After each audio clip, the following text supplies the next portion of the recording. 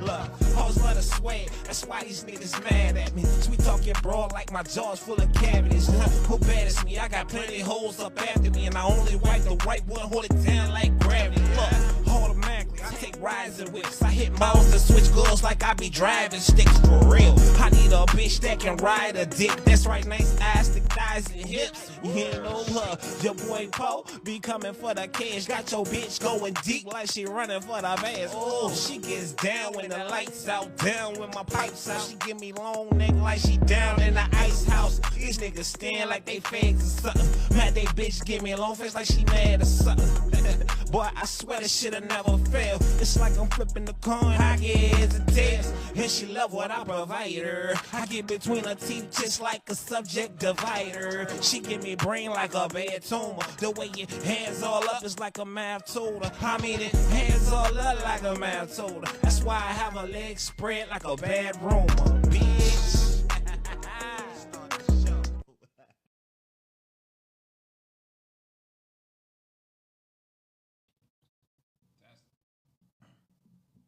Ain't nobody give me nothing. This old ass $10 bill somebody gave me. Check this bitch out.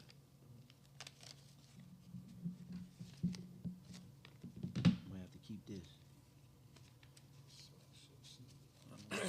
Spinning that ragged piece of shit. Nobody give me nothing.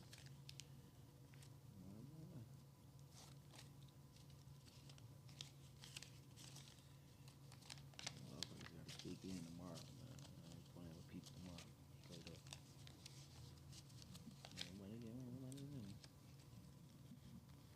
Better go get that damn boombox from Costco. Yeah. That shit was pretty loud, wasn't it? Remember you turned that bitch up? That bitch was pretty loud to be in that stove. Just imagine up in here, that bitch would be nice. I hope so. Shit. I got damn money.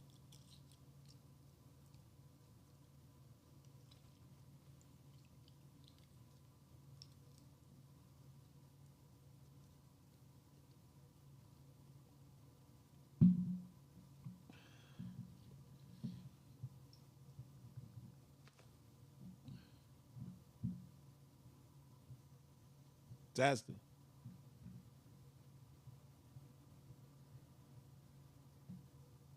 Fuck, let me think. Let me think.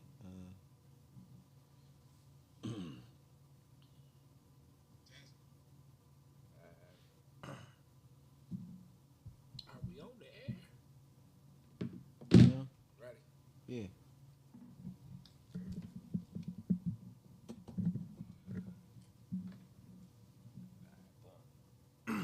Talk to me. I ain't. Yo. I can't hear you. I don't hear shit either.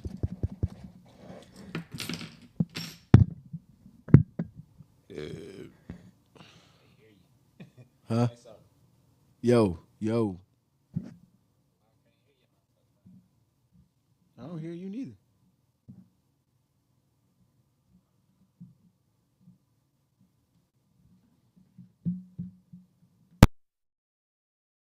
Say something now.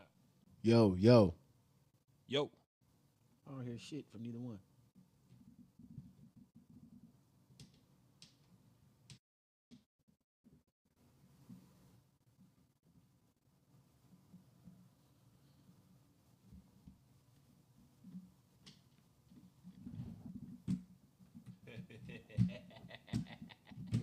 Oh, there we go. Yeah. Yo. Make sure this shit picking up. Not going to change some shit.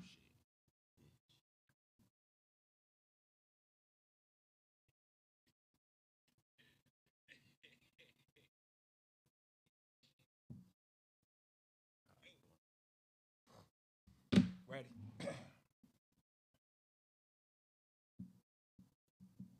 Yep.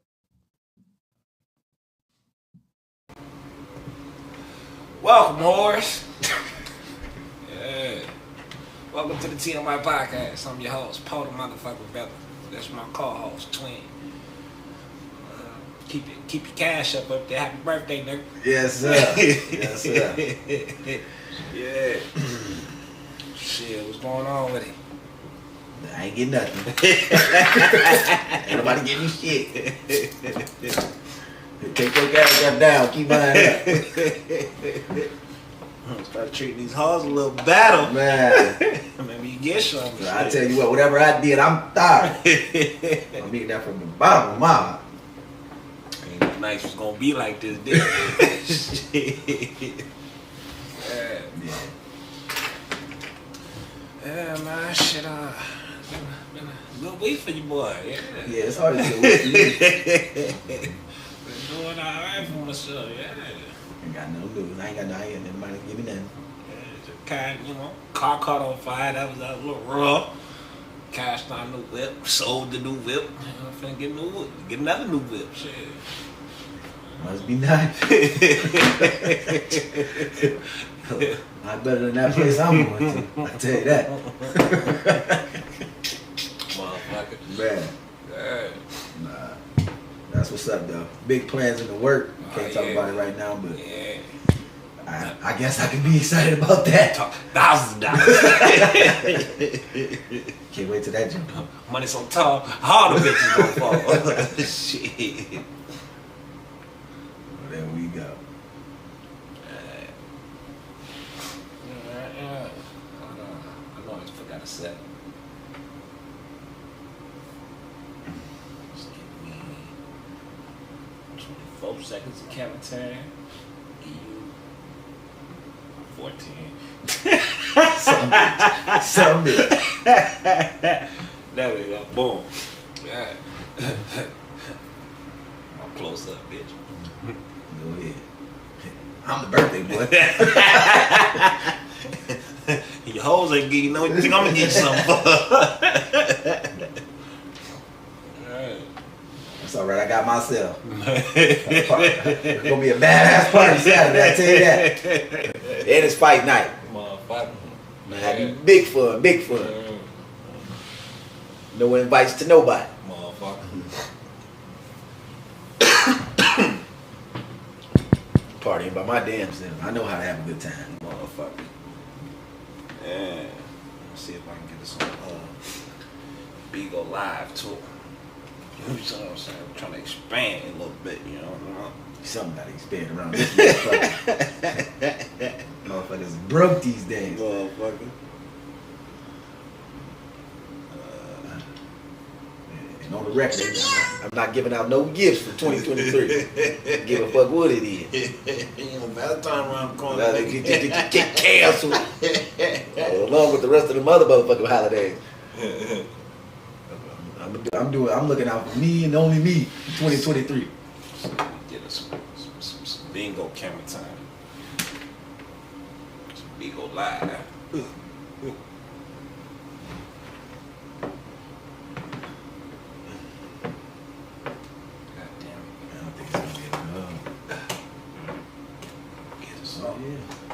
I can jam in that bitch. My God, some shit. Yeah, let's go over get this camera.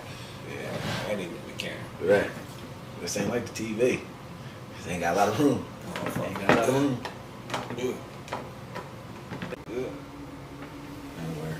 Something, you know what I mean? I just a little extra shit to get some more views on. Yeah. You jumped on it right away. I'm that nigga. Right away, we on. I'm that nigga. Goddamn. Party over. Boom. There we go. That's All right, the you done. Yeah. So, what's going on in the news? Buddy ass got fucked up on that field, didn't he? Oh man, that shit was terrible, man. What was my man named? From the Buffalo Bills. Yeah. I think it was just one of them situations where he got hit at the right time, and because initially the hit wasn't that hard. I think his shit just hit him in his chest and stopped his heartbeat. Yeah, bro. And I done seen that man make plays, like, you know what I'm saying? And I think he got up too fast. It looked like he had got up. It didn't look like he was ready You know what I'm saying? It had nothing to do with getting up too fast. Once that bitch hit that hard and then like really hit impact that motherfucker, he threw him off track. Stop this shit. Yeah, I think it was just a perfect, like the perfect hit to because shit, I don't know, man. It looked crazy, but I know he back. They say he up now, and he he writing on papers. He can't really. So what that bitch ass nigga Skip Bayless. Oh man. Yeah. Oh man. I'm glad he under fire right now. I hate that bitch. Basically, I mean, but I'm keeping shit fair. How they did Kyrie Irving, I'm keeping shit fair. Damn it. I'm keeping shit fair. Jay Bob, Jackie Chan, goddamn, bitch, my guy. Come on, man. Shit, okay. Yeah, I'm keeping shit fair. You know what I'm saying? Same way they did Kyrie Irving. Kyrie Irving didn't even put no text behind that shit. He just tweeted some shit, and motherfuckers just went in about what they thought or their perception of what the fuck he had put on that bitch. Now Skip Bayless, if I wanted to be right, and you know what I'm saying, but I ain't even being right. If I wanted to hold his shit how I looked at the Kyrie Irving shit, he ain't really say nothing too bad. But since he was on that Kyrie Irving bed, bashing Kyrie Irving shit, we gonna tap into your shit. Cause I understood what he was saying, just like a motherfucker would understand what Kyrie Irving was saying. He wasn't saying nothing, no way. But this was basically like, he put it up there as like, this was insightful. You know what I'm saying? He ain't saying the whole thing was insightful.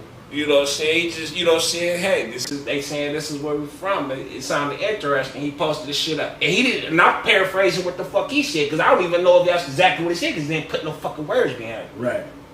Now, how you get on Skip ass, because fuck asking questions of how the fuck the NFL is going to move on past this. Is the game going to start up, or this is an important game? So what is this man on the field fighting for his fucking life? Right.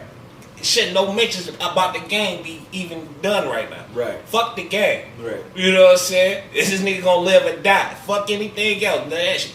So it's basically wrong timing to write that shit.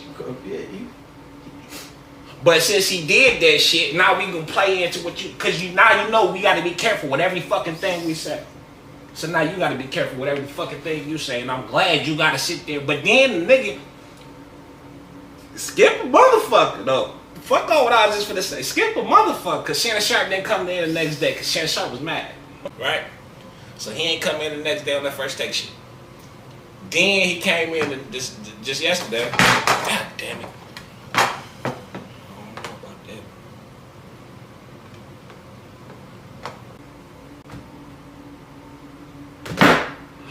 that. James Bond, Jackie Chan, and that bitch MacGyver some shit. Man, I can't hardly see. No, that'll work. We being seen? Nah.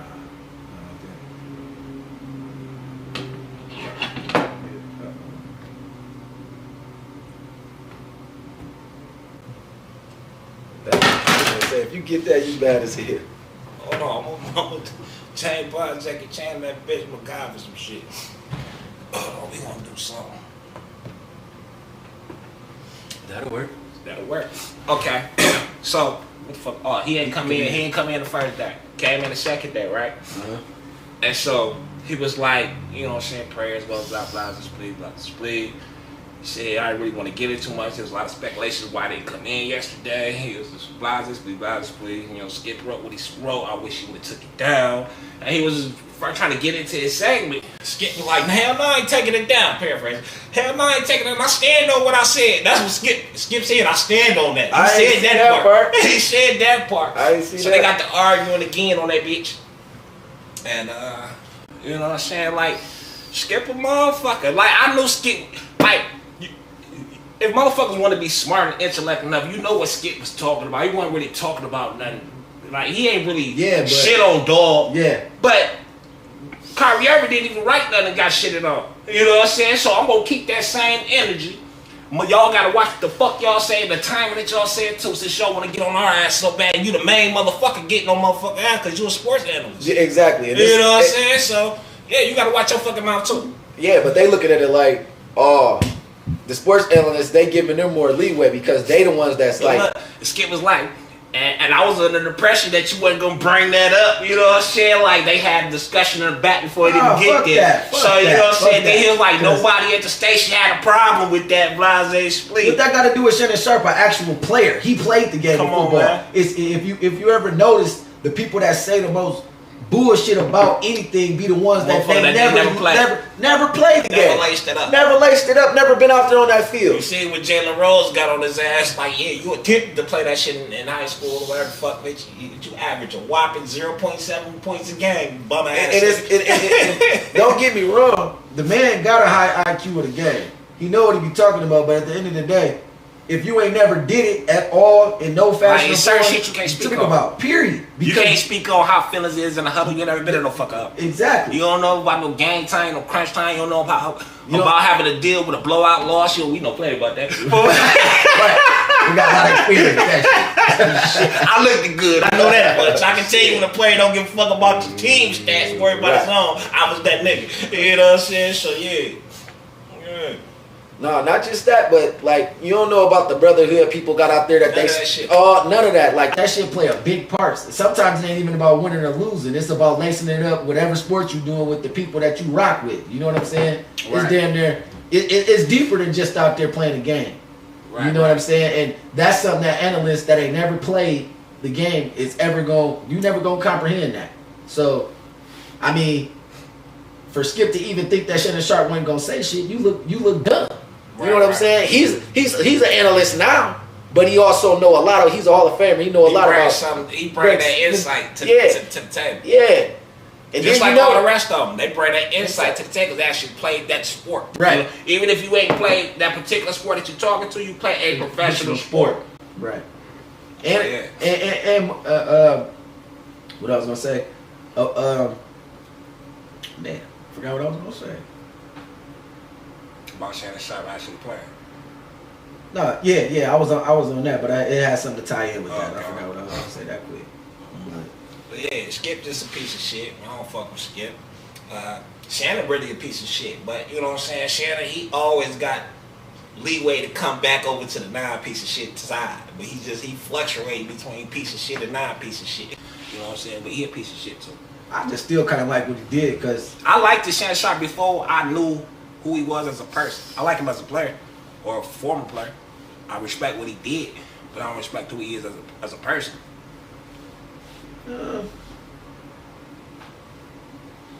I like Shannon Sharp.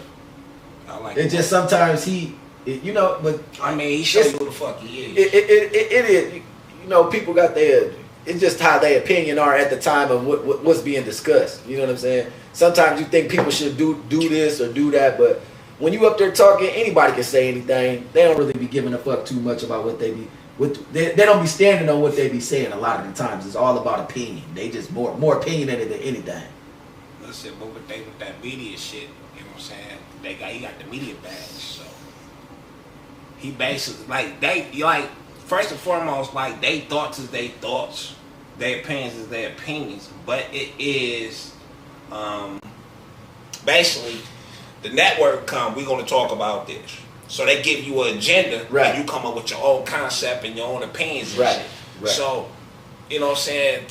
Like, all this shit is network based and the media based. So, you know what I'm saying? He basically tap dancing for the ESPN right now. ESPN is a piece of shit network.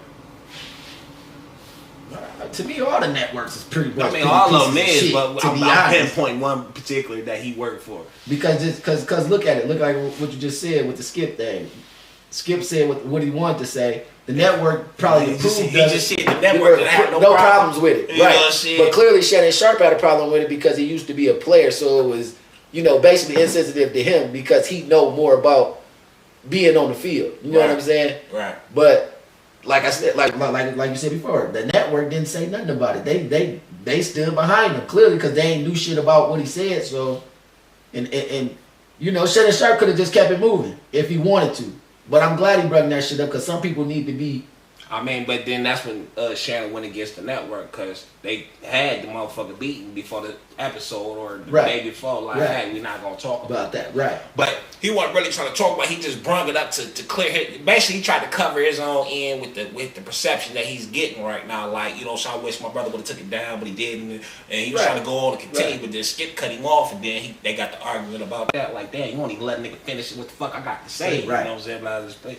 He was just automatically mad because he brung it up anyway. Yeah, Skip was like, what the fuck you bring it up? No, Skip knew that heat was coming. Right. And he was trying to dodge that heat, you know what I'm saying? Like, okay, shit, he didn't come in, so it died down a little bit, you know what I'm saying? Don't ignite the flames again, my boy. But my thing is, look, if you don't feel absolutely no way about what you said, what does it matter if Shannon bring the shit up or not?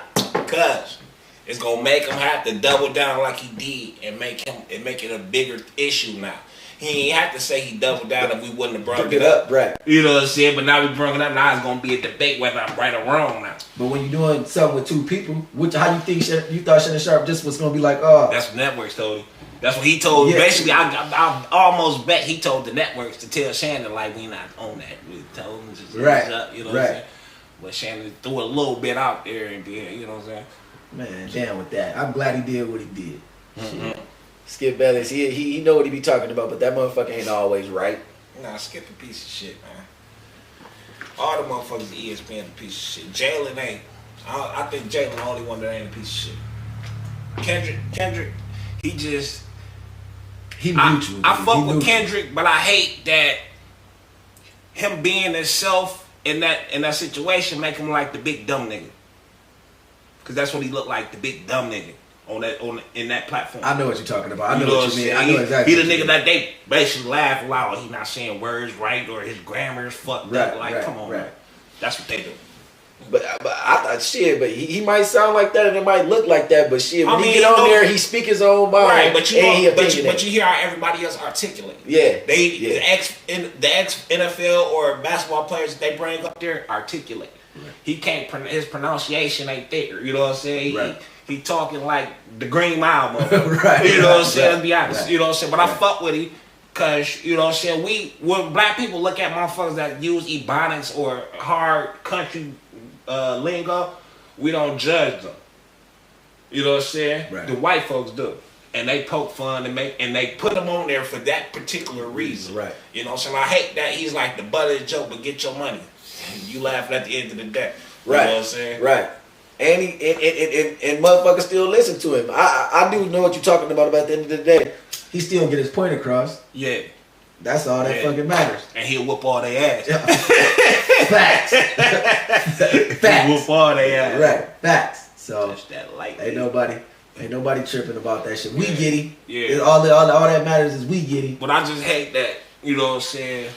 I just don't never want to be in a position where, you know what I'm saying, the Caucasians is making fun of me behind my back or putting me under chance like an inside joke whenever we all at the table talking and shit. Right.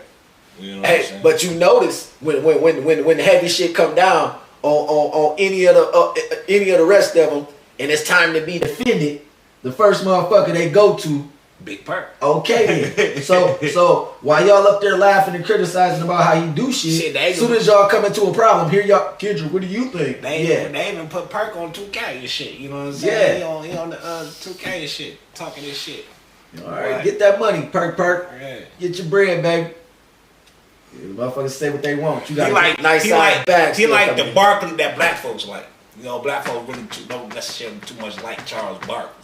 But they kind of just like, they say dumb shit or say shit that, like, why you even saying shit like that? But Perk don't go extreme as that. Yeah. And Perk stay true to his own race and exactly. shit. You know what I'm saying? Barkley really don't. I don't even know. I was just going to tell you that. I don't think Barkley, to be honest with you, I don't fuck with too much of Barkley. Barkley like Shannon Sharp and shit, like, well, hell no. Definitely like Shannon Sharp. Personal life, nigga. Personal life, nigga. They don't fuck with black people. Shannon don't fuck with black people. He just try to do shit the right way. Like no, the fuck he don't. See, you not even. I know what you're saying. I know exactly what you're saying. Listen, he don't fuck with black women. He don't do business deals with black men. None of that shit. And what that motherfucker, the fat nigga that quit ESPN and got his own shit. I can't think The of his football name. player? No, he ain't never played. But he was talking shit about how he the one that exposed Shannon Sharp when he said when he used to come behind the scenes of ESPN like with the shirt that said, if you see me with a black woman, don't worry, I'm just holding it for the police and shit. You know what I'm saying? See, I ain't never see that, so I remember you saying that during a couple podcasts. But yeah, he was the motherfucker that did that shit. Like he was basically exposing everything in ESPN. And I thought he was just a mad nigga that left, but like he was really speaking that shit though. I don't fuck with him though, cause he said some other shit. Like I never know what side of the fence this nigga is on. Exactly, you know what I'm saying? Exactly. So that's why.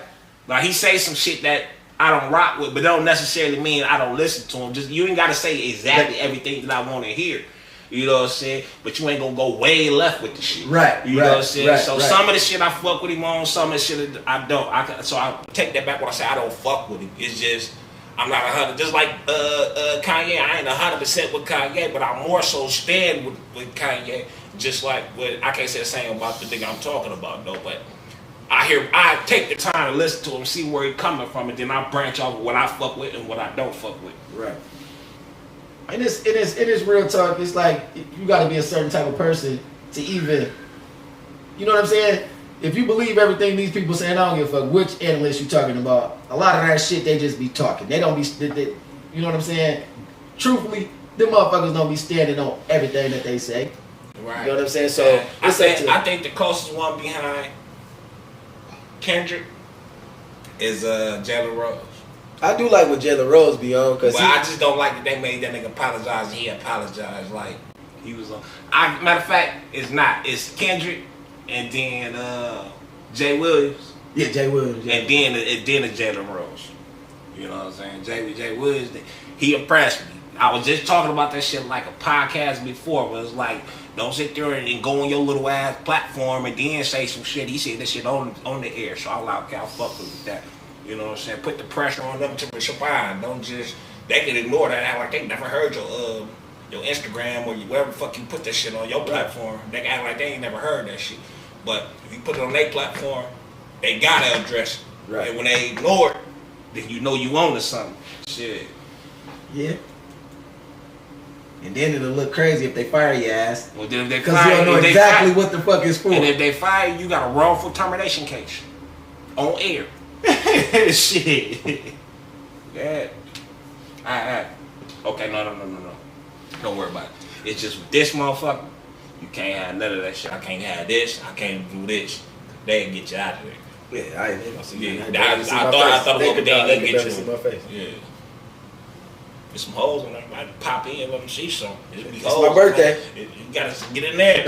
Get in there. It's my birthday. There's hoes on there. Facebook ain't working on shit. It's devil right there. Right. Yeah.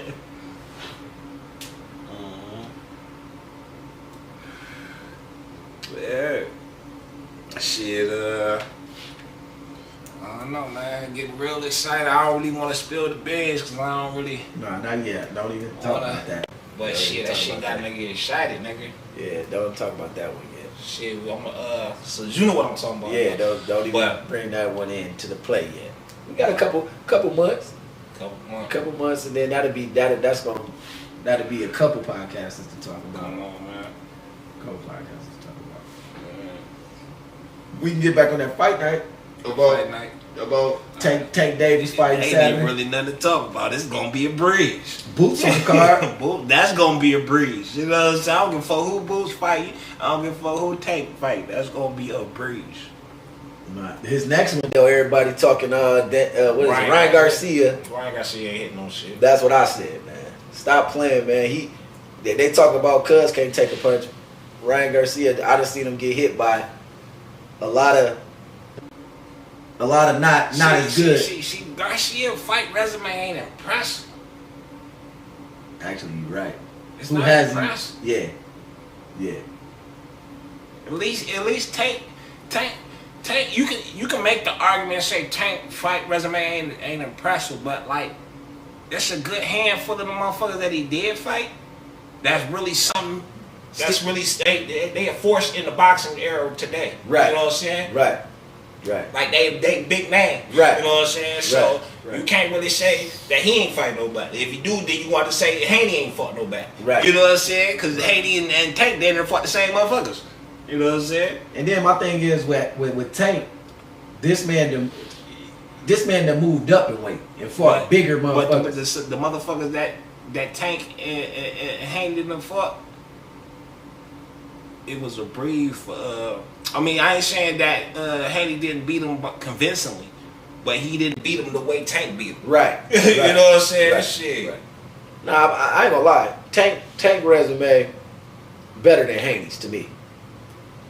Haney ain't bulldogging. He ain't bulldogging nobody. Haney, you know what I'm saying? Haney be on Tank ass like them belts he got ain't worth nothing. It ain't about nothing. You know what I'm saying? Which is true. Haney belts ain't worth shit. Haney got the better belts than They better belts, but the people you got them from. I mean, but they like the name brand. Yeah, belts, you know yeah. what I I'm mean, saying? but shit, that don't. First of all, there's too many fucking belts in these divisions. Right. They need to get rid of damn near 5 of the motherfuckers. Right. So we can really get these fights. That's the only way we gonna really get these fights. Cause some motherfuckers is content with just having these bubblegum belts. It is for real. You know what I'm saying? And then you taking them away from people that really didn't deserve it in the fucking first place. Don't get me wrong. Now that Haney got him, he should have what he got. But at the end of the day, when it come down to like them fighters that he fought, ain't none of them in the top really 5 right now. Like all you really gotta do is see when you look at a motherfucking resume, see what fighters is still a force in the division. Exactly. Today. Exactly. You know what I'm saying? Most of the motherfuckers you would never hear again. And that's pretty much everybody. But like the first 14 motherfuckers always just out of there. You know what I'm saying? They ain't nobody. It's either dwindling down or you know what I'm saying. It was never shit to begin with. You know what I'm saying? It's really much for 15 up. Then you will see names. You know what I'm saying? You can even go on their Wikipedia. They shit blue for you to click on them. Other than first 14, you can't even click on their names. You know what I'm saying? You can't see who they done fought or none of this. Right. You got really no boxing. Right. But when I saying now after that 15, then you gotta see. Then when it's blue for you to click on, then you can see they still winning. They still doing something. They still competing for belts and shit. You know what I'm saying? Or you know what I'm saying? They still in the top 10 for pound and shit like that. It ain't like that for Haney shit. Yeah. And don't get me like wrong. his last 4 or 5 fights, motherfuckers are still in contention or you know relevant. And don't get me wrong, when you lose to these top 5 motherfuckers, that don't mean your career's fucked up. I done seen people. I mean, it's rare, but you can lose early in your career and still bounce back and still be a top contender. You just got to work your way back up to the top. Yeah, now that's rare as fuck, man. It's rare as fuck, but when you start early and you run into these boys, because you got to remember too, a lot of these motherfuckers don't be wanting to fight no Tank Davis or no motherfucking Boots. Ain't nobody calling these people out, and I gotta eat. So whoever they put in front of me, I'm gonna get them out of there. But at the end of the day, it's I don't even really more so look at the resume. But when you take the belt from somebody, I tend to look at them fighters. But just knowing about the boxing, the motherfuckers that Tank them fought was high caliber opponents. The last I say 3-4 fights was caliber opponents. I still think Rolly is a good fighter. I think, like I said, I think Rolly be Haney. You know, I had to get that out there. I gotta get it out there because I know it's funny. But if I had a good bet on the line, I'll place that bet. Man, you know I don't agree with this nigga a lot on here if you follow us, but that boy ain't lying. I got Rolly taking Haney. Real talk. I'll place that bet. And it won't be no little ass bet neither. Double that shit. We gonna double that because my money's going with him. I got Rolly, and fights like that don't be talked about because like Tank just beat Rolly. But real talk, Haney don't want it with no Rolly. To be honest, Haney ain't fought nobody that had no power, in my opinion. Right. Shit, Haney ain't got no power like that. Don't get me wrong. The boy can hit, but he. I mean, he a technician with his hits. So right. You know what I'm saying? He hit you enough times and in the right spot, you're going down. But Like he ain't got no one shot you out of there. Right. And he ain't going in for the kill. Haney more like if it's late rounds and he hurt He you, gonna put you in the water. yeah, he just gonna keep water. taking you and taking you. He not gonna actually go for the kill because he don't want to risk, especially if you got some power in your damn hands. He gonna outbox. He gonna outbox you. He's more of a boxer. He more like if I was like I would have thought if you in the beginning of their careers, just knowing how they style is, if you put Tank and you put Haney, I would have imagined Floyd would have took Haney under his wing, cause he more of a fight like him kind of style. He more of a scorecard boxer. Right. You know what I'm saying? But you know what I'm saying? He was trying to get Tank that technical shit, but Tank too powerful to be technical. Right. He ain't trying to he ain't trying to outbox you. He trying to get you out of there. Right. I mean, just go back and look at Tank last 4 fights, especially when he fought the bigger Mexican guy, which to me, boy, was a great ass boxer, bro. The one he caught with the uppercut and knocked him like completely out. Mm-hmm. You know, when Mayweather came to the ring and told Tank that you was losing the fight, I really felt the same way. And I ain't talking about like losing, but I felt like on the scorecard, I had him up a little bit.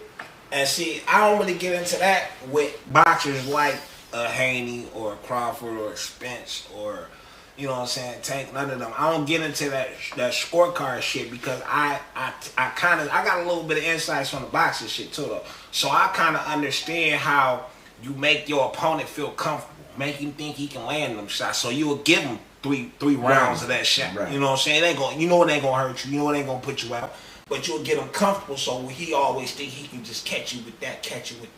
And the whole time you doing a dance, you doing a dance, bam, and you catch him with it. Cause he thought you was doing it. He thought he was getting them, but you allowed him to get them. You know what I'm saying? Then you take that away. He ain't know that you could take it away because he thought he was getting them off of his skill. But whole time you way more skilled than them. Just like that said, they be way more skilled than their opponents. Right. So they allow them to feel comfortable so they can get the knockout if they're going for the knockout. Now Haney, he don't necessarily give you that because he's not necessarily going for the knockout. Exactly. I was just gonna say that because with Haney, he's the one that's stealing the rounds. To me, he's more of a steal the rounds and stay up on the scorecard.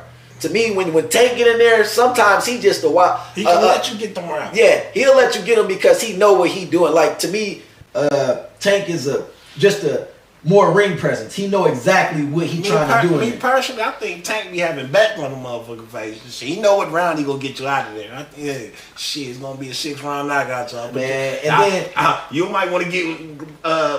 You might want to do whatever you can do too.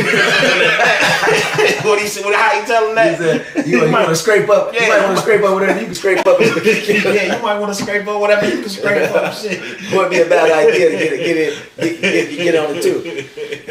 Yeah. No, I just seen Tank though take some good shots from a bigger fighter and still push forward like he was coming from blood, like. You know what I'm saying? Haney's not that type of fighter. He's not gonna, continue to bulldog you and come at you while he getting hit. You know what I'm saying? Tank be in there ready to fight. Hank in there ready to box. You know what I'm saying? Yeah. It's a difference. Everybody that's on Bingo, y'all can tap in on YouTube. Excuse me. Y'all can tap in on YouTube at the TMi Podcast. Just type THE space TM space. Let me take that back. Capital. All this is capital. THE the space TM lowercase I space PODCAST, and that's capital as well. So y'all can get the whole picture of what we doing. That's why y'all only see half of what we doing because we broadcast on other platforms right now too. Yeah, just gotta let them know that. Yep. Yeah, shit. Oh. You know what I want to talk about? Oh man. I was so trying not to make this conversation come up. Every week, this nigga was on the last 2 weeks. That motherfucker, yeah, I don't know what I want to talk about. Now that he's gone, we can talk about this. How about them Michigan boys? Man, I swear. You know what? I ain't got no excuses. This is not an excuse. But you know I'm about to make up an excuse. But I really ain't got no excuse, man. We played like shit. We let TCU we missed one tackle, touchdown. Motherfuckers ain't, you know what I'm saying? I've never seen Michigan defense play so bad, especially in the second half. That's crazy. We gave up, 13 points in the second half damn near all season. We gave up like damn near 28. And then I hate to, put the slack on JJ, but shit, he spotted him 14 points. Nigga he threw 2 picks and they both went for touchdowns, bro. Hold up. It was gonna be. I almost thought I had them. It was gonna have a perfect segment for today because when I looked at that score, Ohio was kicking ass. So that was gonna make this conversation all the better. We fought pretty good, and with all the bullshit that went on, we still definitely had a chance to win that game. I was hurt like a motherfucker. I still had confidence all the way to the end, and we was in the game all the way to the end. But with poor tackling and kind of like bad decisions on the offensive. We really gave that game to them. And I'm gonna just keep that's plain and simple. But on the other hand, with the Ohio State Georgia game, boy, was I praying for motherfucking Georgia to pull through. Cause me being a Michigan fan and losing to TCU, I just didn't I couldn't. Man, it was gonna be rough, man. If I see them in the big shot. Man, it was gonna be rough. I couldn't do it, man. I couldn't fathom the fact of seeing them in there and we not. You know what I'm saying? It was looking like they was gonna get in that bitch too. Man. Then they let them came back and then they missed that motherfucking kid. And that was crazy because he missed a 44-yard to win the game, but earlier before that made a 48-yard. Yeah. So that was. I think he was on that too. Y'all might want to scrape up too, baby. I'm blowing this shit. Let it come down to a kick. I'm getting paid. Man. But yeah, I mean that's football. That's how shit works. You can't overlook no teams. You know, I ain't gonna say the 3-week layoff before the game caused anything, but we just came out and played shitty, flat out like shitty. Ain't nobody put that many points up on us the whole damn season, not even close. And it's it was a shootout, and we didn't know what we never been in that predicament, but. That was just wild though. We play them teams that we ain't never played before, and get to acting like we don't know what the fuck to do. See, they are TCU. Nah, who they thought they was. Nah. Don't do us like that. Cause even though we still didn't even lose by a touchdown, but we did lose, and that's all that fucking matters. But now we can talk about what I want to talk about. How about them goddamn Lions? We killing this bitch, baby. Yeah, definitely got a chance. Definitely got a chance. All we gotta do is beat Green Bay. I ain't gonna say that's a breeze. Aaron Rodgers hot as a firecracker right now. But we beat them and we have Seattle lose. We ain't that motherfucker. And they talking about extending it to eight playoff teams. Yep. That's what they talking about since the shit that happened with Doug. And then that game ain't finna get replayed. They ain't finna replay that game, so they was just talking about shit. So what they calling it? They're just gonna expand the playoffs.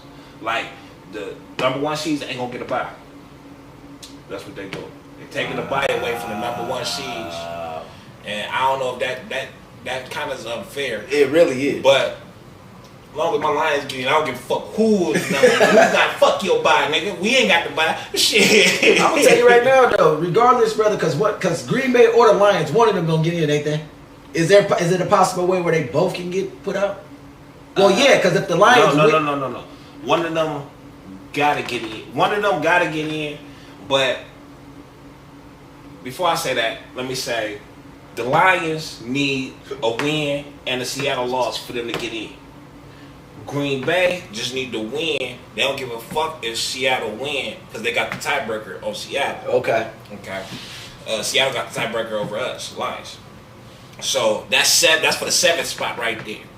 I don't necessarily know how this 8th spot is going to play there. Okay, that's what I'm trying to figure because let's say, I do know how it's going to play there because if Green Bay get in, Seattle got the tiebreaker over us, so it'll be Green Bay and Seattle. If we beat Green Bay, Green Bay just out. Because we'd have been to beat them twice. You know what I'm saying? Yeah. Now it'd just be us and Seattle. Okay. I think Washington's still in it too. Because I know New York just got New York in. Yeah, they in. New York in. Yeah. So I think Washington might play a factor in that too. So I can't really say I know because I don't. I just know them right there. Goddamn it, we just gotta win. But like I said, Got the way Al Davis say, just win, baby. Right. Win. Shit. I was talking about it today, and I'm just like, Aaron Rodgers ain't been playing good all season. These last 2 games, that nigga been on that fire. motherfucker. Listen here, Aaron Rodgers, he was the nigga that said that famous shit. Relax. You know what I'm saying? That motherfucker's on the Zanny or something. That motherfucker just relax. Wasn't he confident as fuck when they was getting their ass whooped? He knew something. That bitch spelled it out for him. R-E-L-A-X. Relax. Damn. He cold motherfucker for that one. Because they was getting their ass torched what they was lost. They was on like a 3-game losing streak. He won MVP that year. Shit, relax. Shit. I've been bad. My boy Brady in there. Brady in there. My boy Brady in there. Brady playing the worst football of his fucking life. He played great. Last game was his best game. Last game, nigga. I'm talking about this season's the worst football of his fucking career. It still makes the playoffs. And that's not to be said. You ain't let me finish, Skip. Go ahead. Shit. I'm talking about Michigan, boy. Skip. Shit. Yes, he's in there. But it's surprising because that bitch playing the worst football of his motherfucking life. Well, they both doing that. Aaron Rodgers is a GOAT. Now, Brady is a Tom GOAT. Brady ain't he in new waters though. Aaron Rodgers used to putting it on when he put it on. You know what I'm saying? Tom Brady don't wait to put it on. No, he don't. He usually don't. You know what I'm That's saying? not He his come with his A game. He's 45. He's 45. I don't hold that shit. Nigga, don't give a fuck. You lace him up, goddammit. He played and he had his best game. You know what? He 45 making 45 million. Yeah, that's true. Shit. And guess what? He deserved every fucking penny. Shit. Because he had his best game last week, and the GOATs turn it on when the GOATs got to turn it on. Yeah, I just ain't used to Tom Brady turning it on. You know what I'm saying? We used to that motherfucker never being off. Never being off. But I tell you what though, Tom Brady ain't got a motherfucking thing coming this year. I'm not gonna jump to those two, I'm but jumping to that. I give them a playoff win, depending on who they play. Who do they play? Huh? Let me see your phone right quick.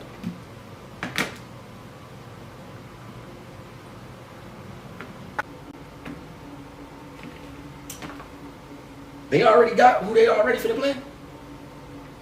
With that AC being, with that AC being there? It's gonna fluctuate, but they got a ideal of, as if it was to stop right now, they got the idea of who they be playing. Oh, okay. Nothing to say. How the hell they already know who they gonna play? Ain't nobody. We don't even know if the Lions or Green Bay getting in.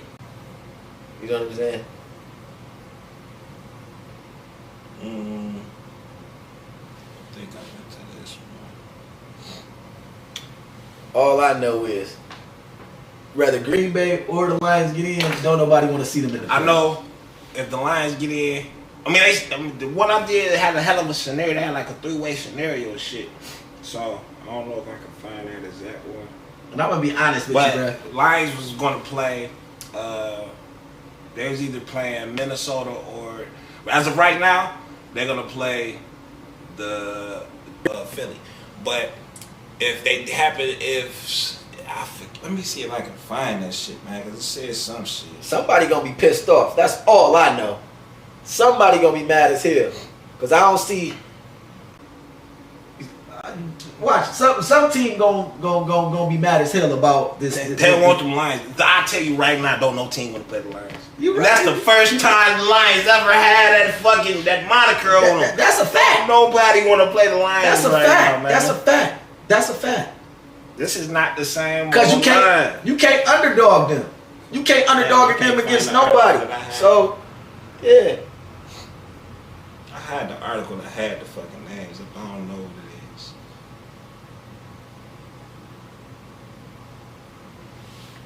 You can't little boy the Lions no more. Never. They grown mans over there now. Never. Listen here, the Vikings was lucky to escape, and the Vikings is like 12-4, aren't they? Yeah. You know what I'm saying? They was lucky to beat the Lions. And then they got their ass kicked the second time, which they should have did the first time too. But shit, they know not to fuck with them. Because they might can be able to play the fucking Lions too. And they know they don't want that. Yeah, of course they don't. I don't know nobody want to play the Lions in the playoffs. Why go against somebody like... Listen, Philly barely won. They know they don't want that smoke. Detroit was actually supposed to win that game. It was supposed to, but they covered the spread for me, so I ain't give a fuck. I mean, bro, they turned up right now. I gotta give it to them. I ain't gonna even hold you. They for real. Hey, but and then Jalen Hurts might still be hurt. They know they don't want it. No, they lose. They lose for sure without Jalen Hurts. I don't give a fuck. They lost their last 2 games without Jalen. Yeah, they was talking about the last game. Like if they needed to get in, they might have to play. Shit, come on, man. So they don't want it. Listen here, I don't think really no team can outright say that's an easy dub.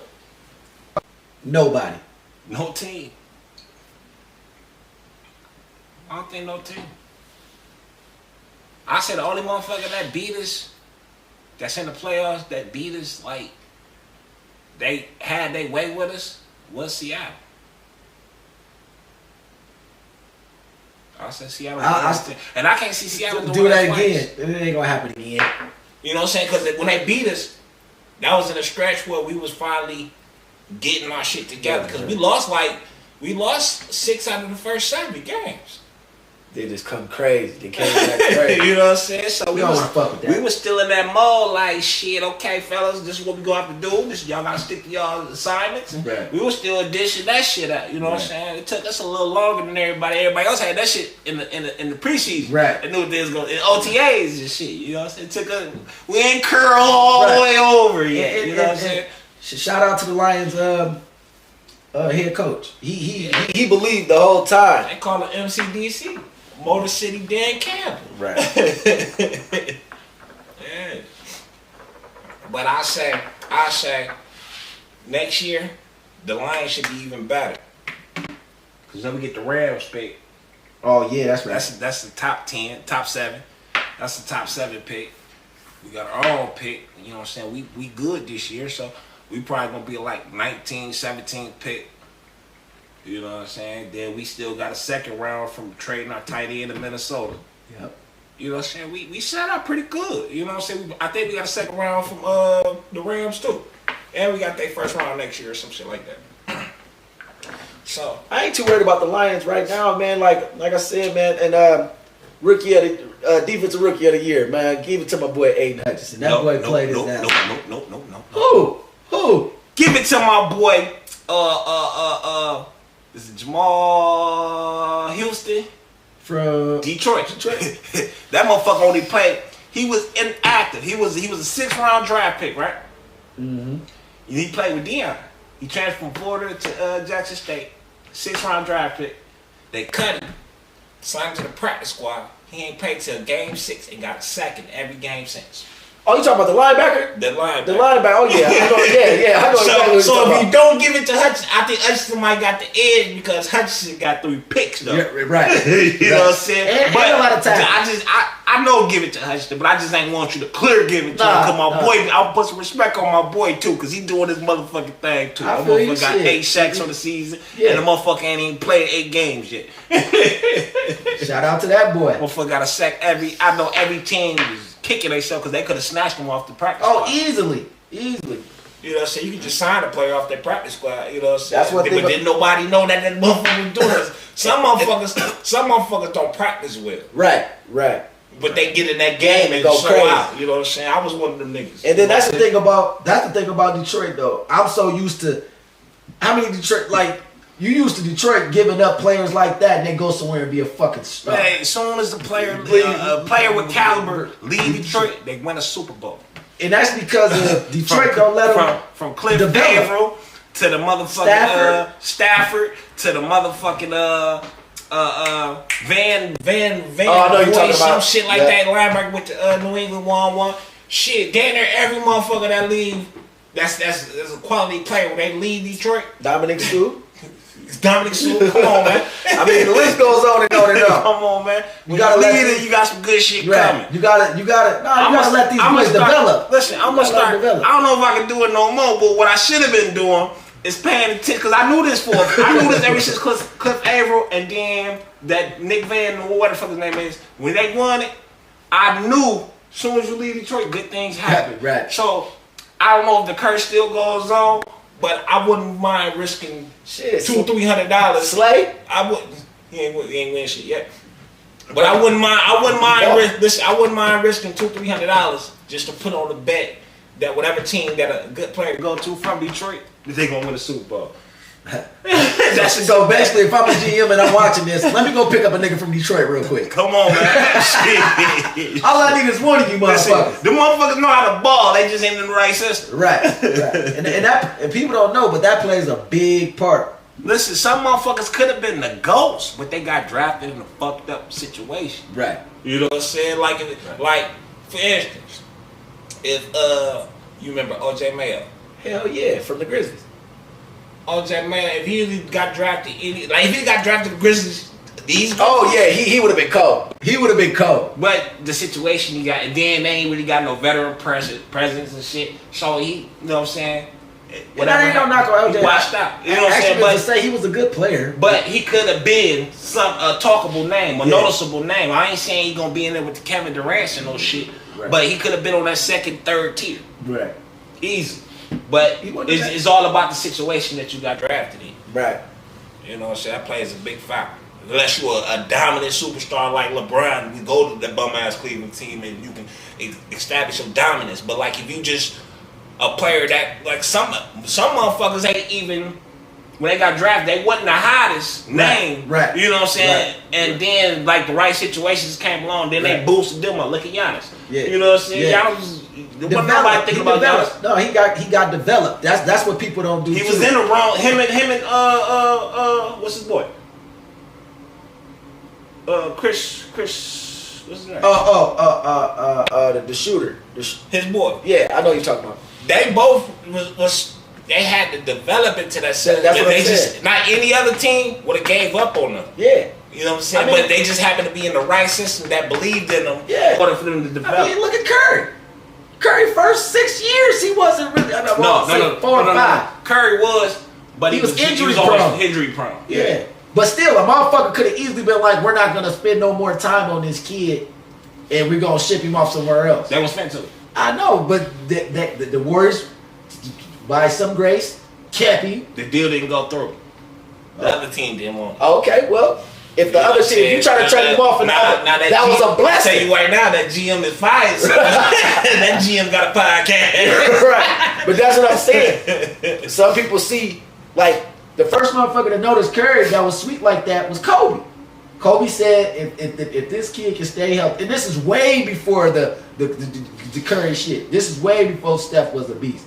Kobe said, if this kid can stay healthy and he get put around, you know what I'm saying, and when he develop, he gonna be one of the best out there. And that says a lot, because I take Michael Jordan for example. To me, the coldest basketball player to ever play the game, but the motherfucker don't know talent. Just don't know no talent. He can't pick a sweet motherfucker out of the. He could man. Jordan don't. For him to be as great as he is, that motherfucker do not know what talent is. I tell you what, motherfucker that played around that time do know what talent is. That motherfucker, he gonna sound biased too. That motherfucking Danny Ainge. Danny Ainge know basketball. Yeah. He do. That bitch know basketball. He do. Jordan know basketball. He just don't know talent. No, he know talent in basketball. Shit. He was a talented motherfucker. Danny Ainge was a good player. You don't put Danny Ainge is one of the Hall of Fame player and all that shit. But you don't put Danny Ainge even in the Larry Bird, even though No. I'm not. I wasn't talking about that. I was talking about. This is the thing. This is what I'm getting at. The motherfuckers who wasn't elite know the game. That's why they make better coaches. They make all that shit. Yeah. Look at Steve Kerr. He wasn't the elite player. Right. You know what I'm saying? But he played around great. He played around great. So he know talent. He know how to get Kevin to come together. Well, anyways, he kind of got a gift wrap though. He was gift wrapped to the team. Now, come on, I wouldn't say all of that. Mark Jackson made that team. Now, okay, he was gift wrapped. But getting the other boys, Jordan Poole, Kaminga, and all that shit, he played a hand in that shit. He played a hand in that, but also you got motherfucking scouts and GMs that also. He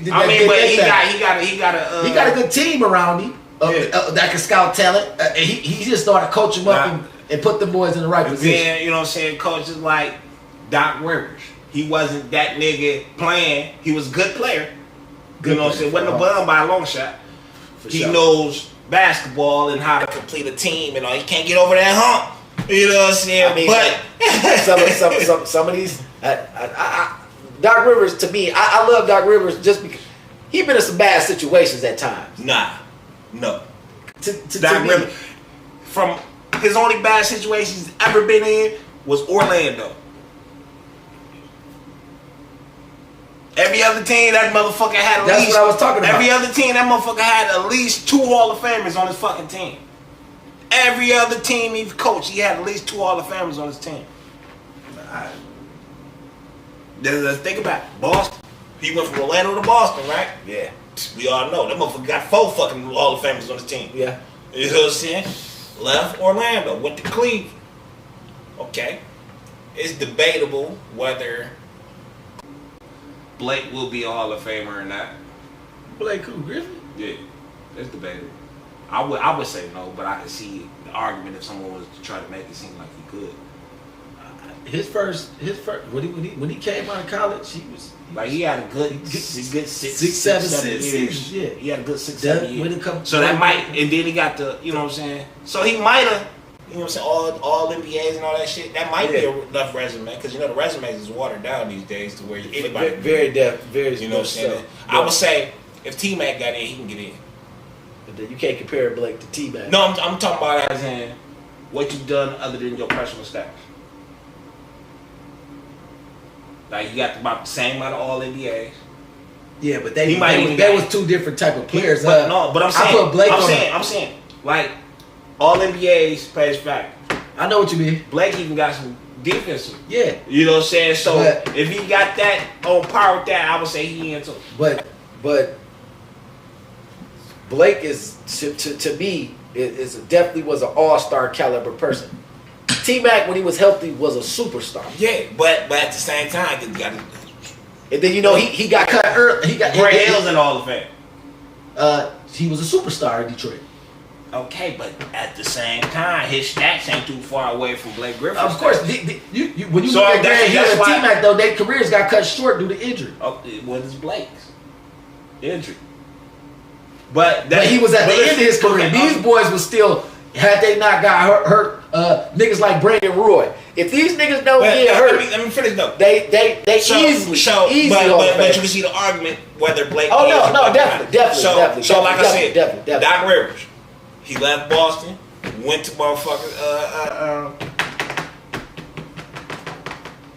Los Angeles Clippers. So he had the potential. Yeah, two Hall of Famers. Yeah, he even had probably one of the best 6 mans. Oh, and your dribbler, and Crawford.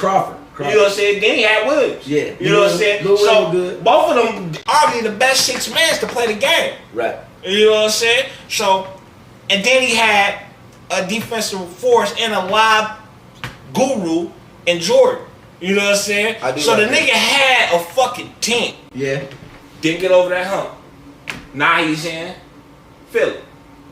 Potentially, it ain't even potentially. These motherfuckers is going to the Hall of Fame. Embiid and James. All right. Oh yeah. But before that he had Embiid and fucking Simmons. Don't say that nigga name around here. I mean, don't say Simmons, bro. Don't say him. He was half-assing the whole time, bro. And while he bullshitting, he about to get rolled off in a minute if you don't start fucking playing. He got too much I tell you talent. what, He got too much talent to play the way he plays. He doing good. I just tell you one thing: he ain't gonna get no more max contracts. Oh, that was a rap when he decided to sit his ass down. But he playing all right. Now you gonna cut him down to probably like a 3 years, $60 million contract, 70 pushing it, but 3 years, $60 million. I would see him getting that type of contract. He ain't getting no motherfucking max. Nah, Ever. he's done with the max. Ever. He a Hall of Famer? Hell no. Stop. Hell no. I would say he got potential to be a Hall of Famer. So you saying if he pick his career up, I ain't even saying he got to get back to the elite level. The nigga plays defense. It's gonna be all defense. oh yeah, he gonna get that. You could be just Hall of Famer, just all pure, Yeah, all Dennis defense. Dennis Rodman. Ben Wallace. Ben Wallace, yeah, You know all what I'm of them, all of so them, yeah. I would say, yeah, he's not gonna be like the greatest point guard to ever point forward or none of that shit. But he got if he can make a lengthy career and just doing the little things like, cause the motherfucking pass his ass off. Yeah. The motherfucking defend his ass off. He just can't. He a little injury prone now, though. He injury prone. I think that's more his psyche than anything. I think he just got low self-esteem to where he get down. When he get down, he don't want to be. I don't want to hear that shit. You play with Kyrie Irving and fucking Kevin Durant. I don't want to hear that shit. You gotta understand people tendencies. Like I really think, like he a bitch made, like as a weak tendency, but he has that tendency to where he gets down and don't really want. It shuts down. He shuts down. You play with Kyrie Irving and Kevin Durant. I ain't got shit else to say to you. He shuts down. There's still pressure on him. He got to be the third big three. You ain't gotta shoot this motherfucker. It still can be looking good. All you gotta do is bring that D. I'm telling you, pause. Oh shit! Oh man, that was man. Pause. Wait a minute. Bring what? The defense, man. The motherfucking defense, man. God damn. Y'all, man. Gotta watch what you say. Come on, you gotta man. watch that prime example right there. Oh, shit. I done got caught on the bloopers. Can we go back and, how you, edit that shit out? Motherfucker got one job to do. I don't see how the fuck you got so much pressure. You got one job to do. Listen, you put me on the court with motherfucking KD and Kyrie, and I'm just KD somewhere over there, right. motherfucking Hell shit. Yeah. I tell you what, talk about pressure. I'm gonna have ain't nobody looking for you to shoot some 20 game assists a game, right? No shot attempts. To be 100 with you, there's no reason why Ben Simmons can't be another Draymond Green. No reason why he shouldn't be just as good as Draymond Green. I'm gonna tell you why. Draymond got I'm gonna tell you why. Higher IQ. I'm gonna tell you why. Unless Ben Simmons get traded for Draymond Green, get put in that system that Draymond Green is, no other team is looking at him to be in that role. To be honest with you, that would be the worst trade ever. I ain't saying. I would never. I'm not saying make the trade. No, I'm not lobbying for the trade. But you talk about to be in that system. The only way is for him to be in that system where they need a player like that. Okay. Every other team is trying to make him be something that he has potential to be if he put in the work, and clearly he's not putting in the work. Well, I'm gonna put it just like this, just to let you know that first of all, Ben Simmons ain't half the player Draymond is. Talent wise, he could be easily. He's definitely half the player. Yeah.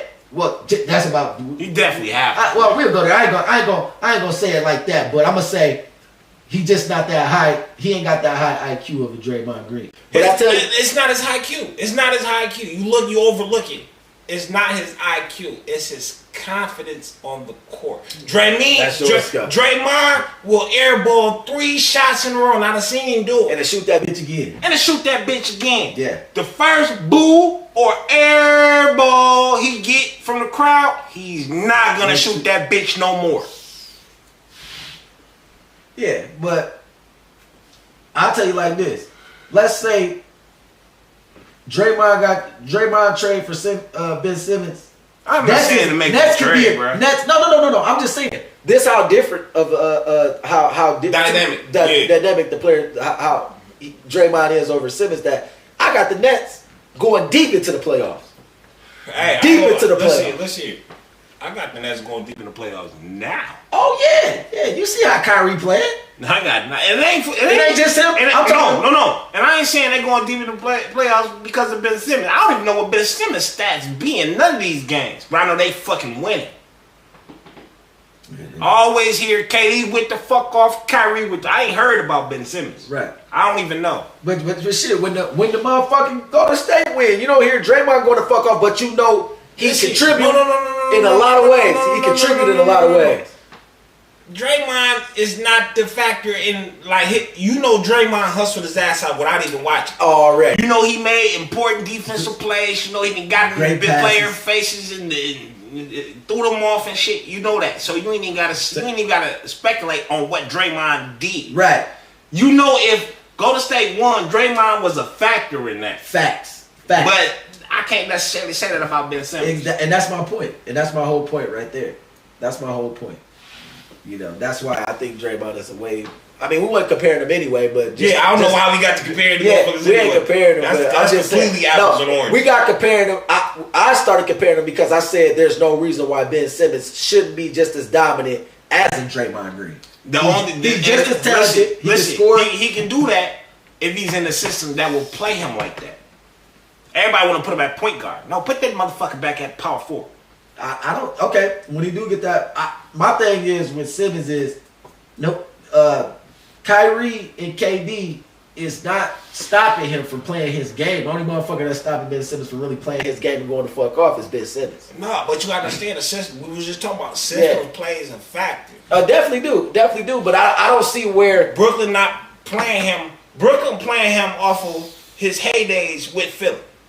You're gonna play this point guard, or you're not gonna play the point guard. When you're gonna play a point guard, you're gonna put Kyrie more as a shooting guard off the ball. Right. You know what I'm saying? But the only way Ben Simmons now can thrive is if he plays a power forward position. Okay, but another thing is, in the power forward position, you still got to be somewhat of a presence of scoring the ball. But that system got to allow you to thrive in that presence. Okay, I understand that, but the reason why Ben Simmons is put in the category you can put the greatest player in a fucked up system, and they're gonna be off. Yeah, they might still get there, but it's not gonna flow how they would flow in a great system. But Steph Curry is Steph Curry. Steph Curry can look like a bum in a fucked up situation. Well, he ain't gonna look like a bum. He gonna look mediocre. He gonna look real mediocre. Okay, mediocre. But you know what I'm saying? My thing about Ben Simmons, you put Steph on the Pistons right now. He's not gonna be spectacular Steph. No, but he definitely he's still gonna do cause like I said, he did establish himself to the point where he still he established himself in that system. You gotta understand that system gonna diminish him. It's gonna bring everything, a lot of his shit down. Yeah. But like he's such a good player that I think it'll bring it down some, but not drastically. Listen here. Not drastically, because he go for Detroit, he gonna get a lot more shots. It's only one place I see him going that if he could go. I'm not necessarily lobbying for this and none of this shit. I'm just saying, as far as the system that currently matches his system, and without putting him around other superstars, like a KD did, went around other superstars. Of course, still going because you got other superstars around him. But the only place he can go and still put up the numbers and do and make an impact and still win is if he was to take Trae Young's spot in Atlanta. He would still do his thing, and they would still thrive over there. Okay. Because the system is more of a backcourt system. Right. You know what I'm saying? But I just to kill the whole conversation about the whole thing, Ben Simmons is, even though we talk about systems and everything, it seemed like when he plays, he ain't got no confidence. Yeah. So it's like, how can the coach ever change the system if he never plays of wanting to do something different? It's kind of like a little kid type shit. Like, not necessarily. It's like you never got to be told what to do. Not necessarily because great coaches can get that out of him. Ain't nobody done it yet. He ain't had no great coaches. Okay. Prove me wrong. Who he had? He had Doc Rivers. He was a good coach, not a great coach. Man, was somebody paying you that max contract? Did he have Steve Kerr? Was somebody giving you max contract? I think, and you playing around superstars. Come on, man. You gotta wake the fuck boys up, still bro. young. I'm not knocking the boy at all, but what I'm saying is, I mean, but like, what you say all the time? No, but you gotta understand, like, some motherfuckers, just cause you paying them money. For instance, remember Larry Sanders, big man for Cleveland, The big like tall motherfucker, the center. okay, yeah.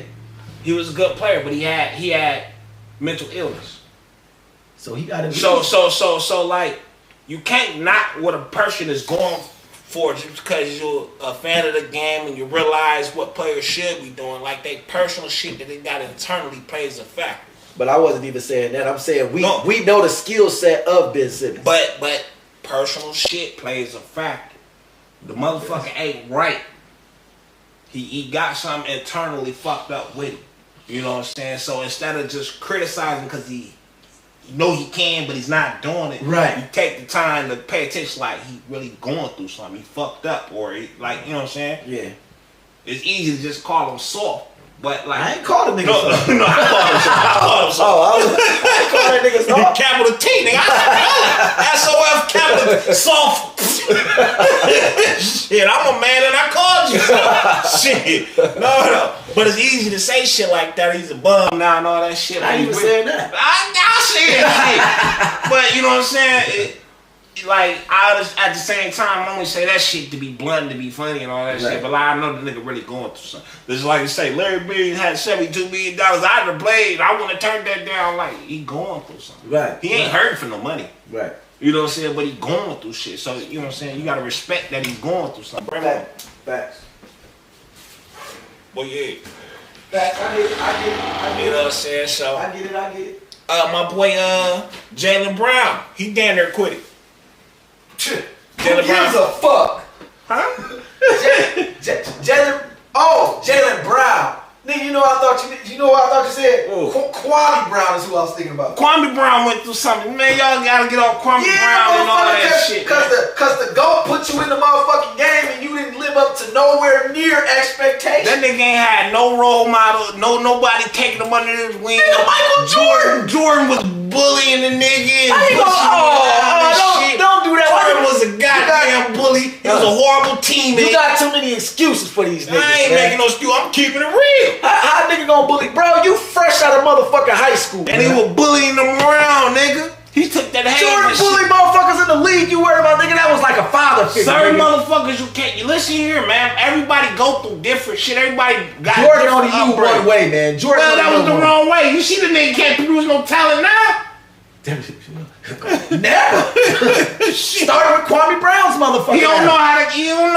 Like, you can't be that motherfucking force on every goddamn body. Some players you can get on their ass and be dominant with or criticize them. Once again, some motherfuckers you gotta nurture. I can't believe some motherfuckers you gotta nurture. The first thing you say every time is that these niggas making too much money to be whoop-de-whoop-de-whoop-de-whoop. And the first thing you want to talk about is Michael Jordan is bullying these motherfuckers. I just explained that. You talked about the they got something going on. Stop.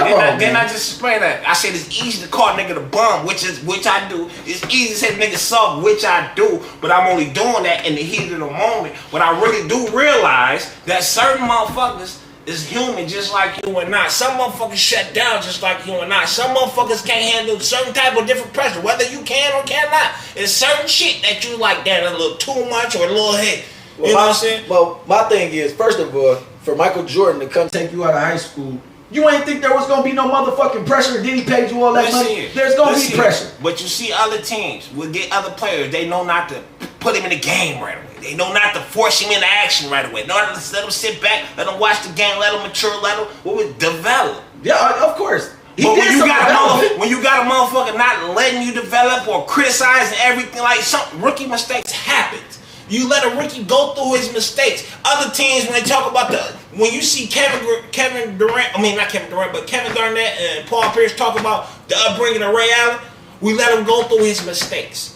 We gave him like advice on the shit. We never got on it. Kevin Durant said, I keep saying Kevin Durant. Kevin Garnett was like, I didn't do that with Garnett, but I did it with Big Baby. That's when Big Baby cried during the game and shit, because he's getting on his ass. He said, I had to take a different approach. I had to light a fire on these motherfuckers.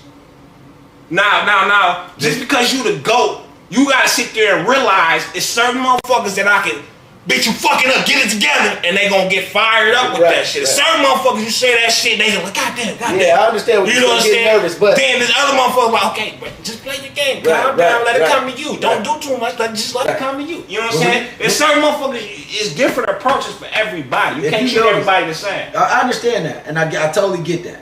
But if you notice, the superstars of any generation or any they don't do everything the same, but when they start losing or they see better in you than you can even see in yourself, I don't like if you've been fuck it. If you've been playing sports all your life and you ain't never been yelled at ever.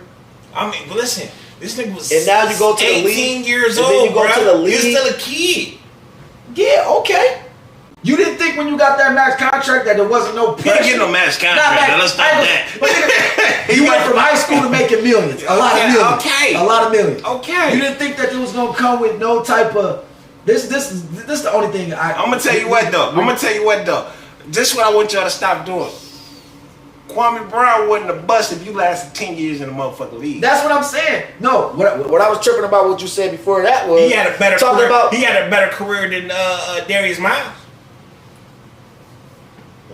Darius Miles started off way better career when he first got to the league. Darius Miles lasted what, 6 years?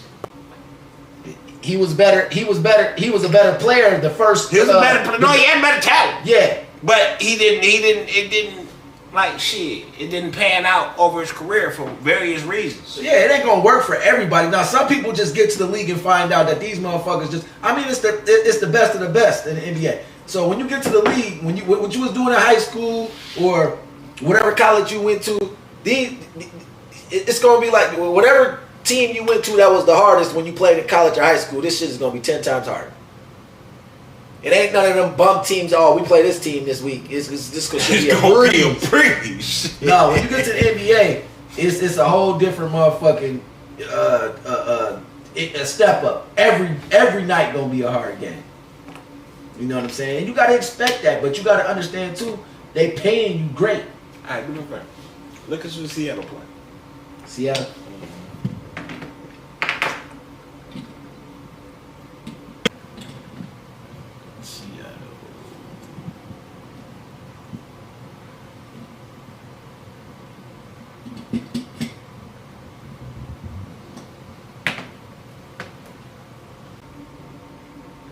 They already got their team that they playing already? This ain't the playoffs. This the last game. Oh, okay. Oh, you looking for who the fuck they gotta lose to so you got that right. We got the Rams. Okay. They got the Rams. I hope Matt Stafford playing, bitch, you better not fuck us up, cause you know, bitch, you ain't get us in the playoffs, motherfucker. That's what I'm saying. Probably not though. Why would they play him and they not the Rams not going to the playoffs? That'd be stupid to play Stafford. If you don't play Stafford, then you gonna play that boy what's the nigga name? White boy.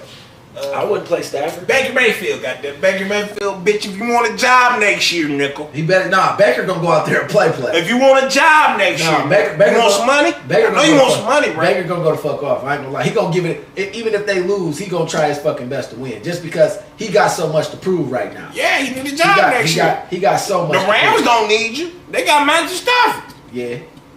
If you want to be the bad up next year. So you got to show out for a team to sign you next year. You're a free agent next year. He gonna play his ass off. Is they gonna win the game though? That's what I need him to do. I mean, but you think about it, is they gonna start their starters on defense and all of that? Why not? They ain't got nothing to lose. It's the last game. Yeah, but they not gonna want no starters. Why you not gonna start your starters? They got a whole fucking offseason if they get hurt. Because it's like, what's the point? We're not going to the playoffs anyway. I mean, me as a coach, I'm not starting my starters. I'm sorry. The only way you bench your starters is if you win the playoffs already. You don't want nobody getting hurt. If you ain't got nothing to lose, you ain't got nothing to lose. Nigga, show me. I need to see who gonna be around next year. That's why I'll be putting in my second and third string. Because obviously the starters been starting all season. So this game gonna let me know who the fuck is still gonna be on this team or not. But the starters gonna get the fuck on because we obviously ain't winning with y'all. That's why I be starting my second and third string. See who the fuck wants They couldn't even beat the starters. I didn't get to start. The starters make more money than these second string motherfuckers. Yeah, but at this I need to see we need to cut some money down and rebuild, or we but gonna you gotta also see who who we out there putting in now. it. You gotta see also who we putting in to replace these big cap salary motherfuckers. Nigga, it's a whole off season of motherfuckers that's getting, you know what I'm saying, that's free agents and getting cut and shit. Obviously, anybody on our team is not good enough for us to be in contention right now. After winning the Super Bowl the year before, Nigga, I'm putting in my second string To see who nigga, really trying to play. Nigga, that Super Bowl that they won was the bigger fluke than anything, nigga. Because Buffalo's would have kicked their motherfucking ass. Super Bowls ain't flukes. That's a fluke, nigga. Cause Only- Buffalo got cheated out they shit. Buffalo would have beat their ass. Only motherfuckers that fluke Super Bowl to me was when Eli won. No, Eli earned every Super Bowl he got. Please. How was it a fluke? Please. Oh, and his brother. The defense carried his ass to a Super Bowl. And shit, defense win championships, nigga. We all knew this. So, I'm just talking shit anyway. You win the Super Bowl, you got there, you was supposed to win. I ain't gonna do no hating shit. You get to the Super Bowl, motherfuckers gotta win a couple games before they get to the. If you wasn't supposed to be at the Super Bowl, you should have lost before you got there. I mean, but when they cater to your opponents. Oh, They cater to your opponents now. You can't say that about Eli. Eli had to face the best of the best. he threw up a couple pretty motherfucking 50-50 balls, and his wide receivers came down with them motherfuckers. 50-50 balls. A 50-50 ball ain't a bad ball. That one he threw the Cruz was damn near to that was My shit was that Plexico. that too. Plexico caught that bitch off his goddamn helmet, bitch. They ain't let it go, bitch. I thought that was Cruz ass. Nah, Plexico. Cruz caught a bad motherfucker too. Yeah, It wasn't a shit like that Plexico though. yeah, the one where behind the motherfucking helmet and On all that that helmet. shit. Track all that bitch on the good helmet. shit. Yeah. Yeah. So, but it is what it is. Fuck it, they won. But yeah, you can say you got one. He got two. Shit, against the goal. Against Both of them against the goal. Yeah. Fuck you talking about? Nigga, he Brady killer, nigga. You don't start no shit. Brady Don't killed. rile up the brothers. 2-0 against Brady, nigga. Don't rile up the brothers. He 2-0. Like Brady kicked everybody ass. He got that- Undefeated season damn near until he got to the Super Bowl. Listen here. I'm gonna fuck you think you fuck about that undefeated shit, nigga. Take Remind- this L. Remind me of Michigan. Take stupid this ass. L. Getting flashback. Come on, man. This shit just happened last week. With the greatest motherfucking receiver of all time. Take this L. Randy Moss was going crazy. Take this L. Randy Moss was going fucking nuts. That's why my childhood would never be complete because Randy Moss nor T.O. got a ring. I showed thought, boy, shout out Randy Moss, my bad, because you a bad man. You was a bad, in your prime, I don't give a fuck, in Minnesota, you was a They bad got man. motherfuckers like Marvin Harrison and Hope, Torrey Hope. They won championships. Randall L. He won Them all Hall of Fame. I don't know about Randall I L. mean, but them all Hall lower of Fame. tiers than the top tiers, nigga. Yeah. Well, Marvin Harrison was a bad motherfucker. Marvin Harrison was Was a bad motherfucker. second tier. His son bad. His son just got He rocked. got fucked up, but he a bad motherfucker, and he just a motherfucking freshman. So Yeah. he see you in the 2 more years. I see you in the league doing your thing, cause you a bad motherfucker. He might end up playing with. How crazy would it be if he go- start playing for Peyton Manning's nephew? Him and Peyton Manning's nephew on the same team. I thought you mean you ain't talking about his brother that's finna go to college now. His brother finna go to college, right? No. I'm talking about Who's his nephew? some Manning. From what position he play? Quarterback. He in the league right now, or he going to No, the league? He definitely going to the league. No, I don't know if he in college right now or if it'll be his first season next year. It's gonna be his first season of college coming up. Okay. That's their little brother. No, that's his nephew. Oh, that's that's the brother that didn't play, son. Oh, okay. Well, yeah, he a bad motherfucker. But I'm just saying, how crazy would it be if we hear another Manning to Harrison hook up? Ooh. That shit just be mind blowing. Like, I think the NFL gonna want that story So they gonna make that happen. They want that storyline. Nah, man, that shit can't happen. If I was in, you know that shit all storyline. I'll make it happen. Goddamn it. I know for a fact they both going. I think both going to the league. I want them, and I did not like Peyton Manning. I did not like Marvin Harrison, but it'll just make me feel good to hear that connection. Like it'll just have me something like with my youth. You know what I'm saying? Yeah. Tie it back to my youth or something like younger days, like just to hear that name of Manning, 90-yard touchdown pass to Marvin Harrison Jr. You know what I'm saying? Like wow. You know what I'm saying? Like bitch. And you got. Y'all watching the classics? Yeah, no, this right now.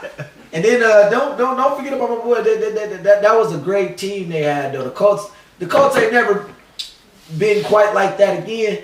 But don't forget about my boy Reggie Wayne. He was a beast too. I never liked none of them. I'm gonna tell you, I never liked the Torrey Hope. I never liked the he was a beast. I never liked the Rams. Isaac Bruce. I never liked Isaac Bruce. Marshall Faulk. I mean, I give them they do. But I never liked them, and they never stood like they was great system players. They was in the right system. That's facts. They couldn't get in a better system. That was facts. Because Kurt Warner wasn't. He Hall of Famer, but them niggas made it real easy for him. Yeah, I mean we shit. I could have thrown a couple 40 yards. Right. And while you know what? While we on that. My daddy is a die-hard Dallas Cowboy fan. But growing up watching them, Troy Aikman, you had the best motherfucking everything around you. You got Deion Sanders on in a badass defense, along with Emmitt Smith, Michael Irvin. Who else did they have? They had it was a cheat code team to me. Yeah. You know what I'm saying? You had the baddest offensive line. Money can buy. Money can buy. This is when Jerry Jones was whipping out the dollars. So we ain't gonna talk about him. Just sign the motherfucking contract. Even though that nigga still do that shit today, that nigga will pull out that checkbook. He go get that gangsta ass nigga that's getting in all that trouble. I don't give a fuck about none of Jerry Jones was buying championships. He tried that shit with Pac-Man. Oh yeah, Pac-Man. That shit worked out. It did work out. Actually, to be honest with you, Pac-Man came and played. And then Pac-Man when he left him, he had great years in Cincinnati. He was just getting in trouble off the field. He ain't had no motherfucking problems when he was on the field. But they got together. The time he did get in trouble with Dallas, that's because the fucking security guard got him in trouble. How the fuck the motherfucker you paid to get me out of trouble, get me in trouble? Shit happened. But you know what I'm saying? From there on, after that incident, you know, they had one incident in Dallas. After that incident, he ain't never had a problem. No, for real. It transpired when he went to Cincinnati. Yeah. Nigga had a great about 3-4 years in Cincinnati. But you gotta understand too, this what I be talking about with us men, like you, because before that situation, he was getting into a lot of shit. I mean, that was just keep like motherfuckers hate to hear this shit. When you get money, fuck the niggas you grew up with. Exactly. Fuck that hood, fuck that street you grew up on, fuck all that shit. Yeah, you gotta think about your life, because when you go down, if you want to keep it real and do something for them, make a better environment for them. Buy shit around it and improve that living situation. You can't sit there and try to keep coming back to the hood because they don't want to see you do good. They low-key envious and jealous of you. I mean, you gotta listen to some of these stories, man. You gotta know, like, you ain't the first one to go through this shit. I was just watching the Waka Flocka, right? You remember? I've been paying a lot of attention. You remember Dick Gregory? Yeah. The old nigga that used to talk that good shit. Yeah, the old man about the sleep act, about all of that shit, about life. So Waka was like, shit. I changed my whole life when I heard the little interview that Dick Gregory did. Talking about you got the motherfucking Rolls Royce riding around in the hood just to show that you got money. It was like, shit.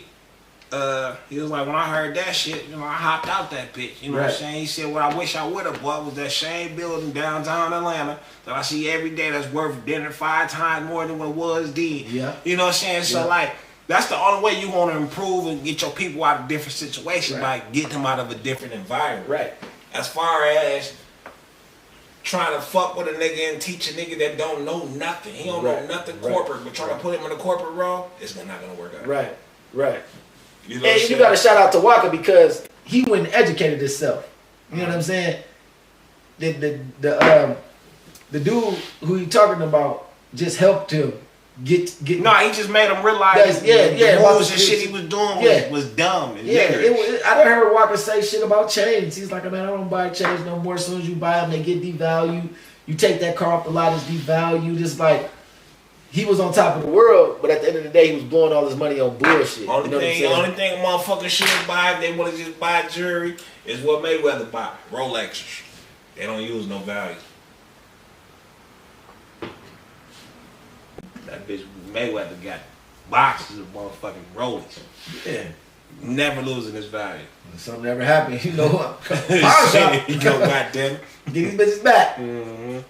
But I mean, like, you can't tell nobody who come from nothing would and would not to buy. I mean, but you can make them realize like that's some dumb shit you're doing. Yeah, but you doing shit that you ain't got no plan for if some shit go wrong. Exactly. You ain't expecting shit to go wrong because you living it right now. Exactly. You know what I'm saying? Some shit can and will go wrong, and you ain't got no backup plan for it. I heard some smart ass shit from Akon.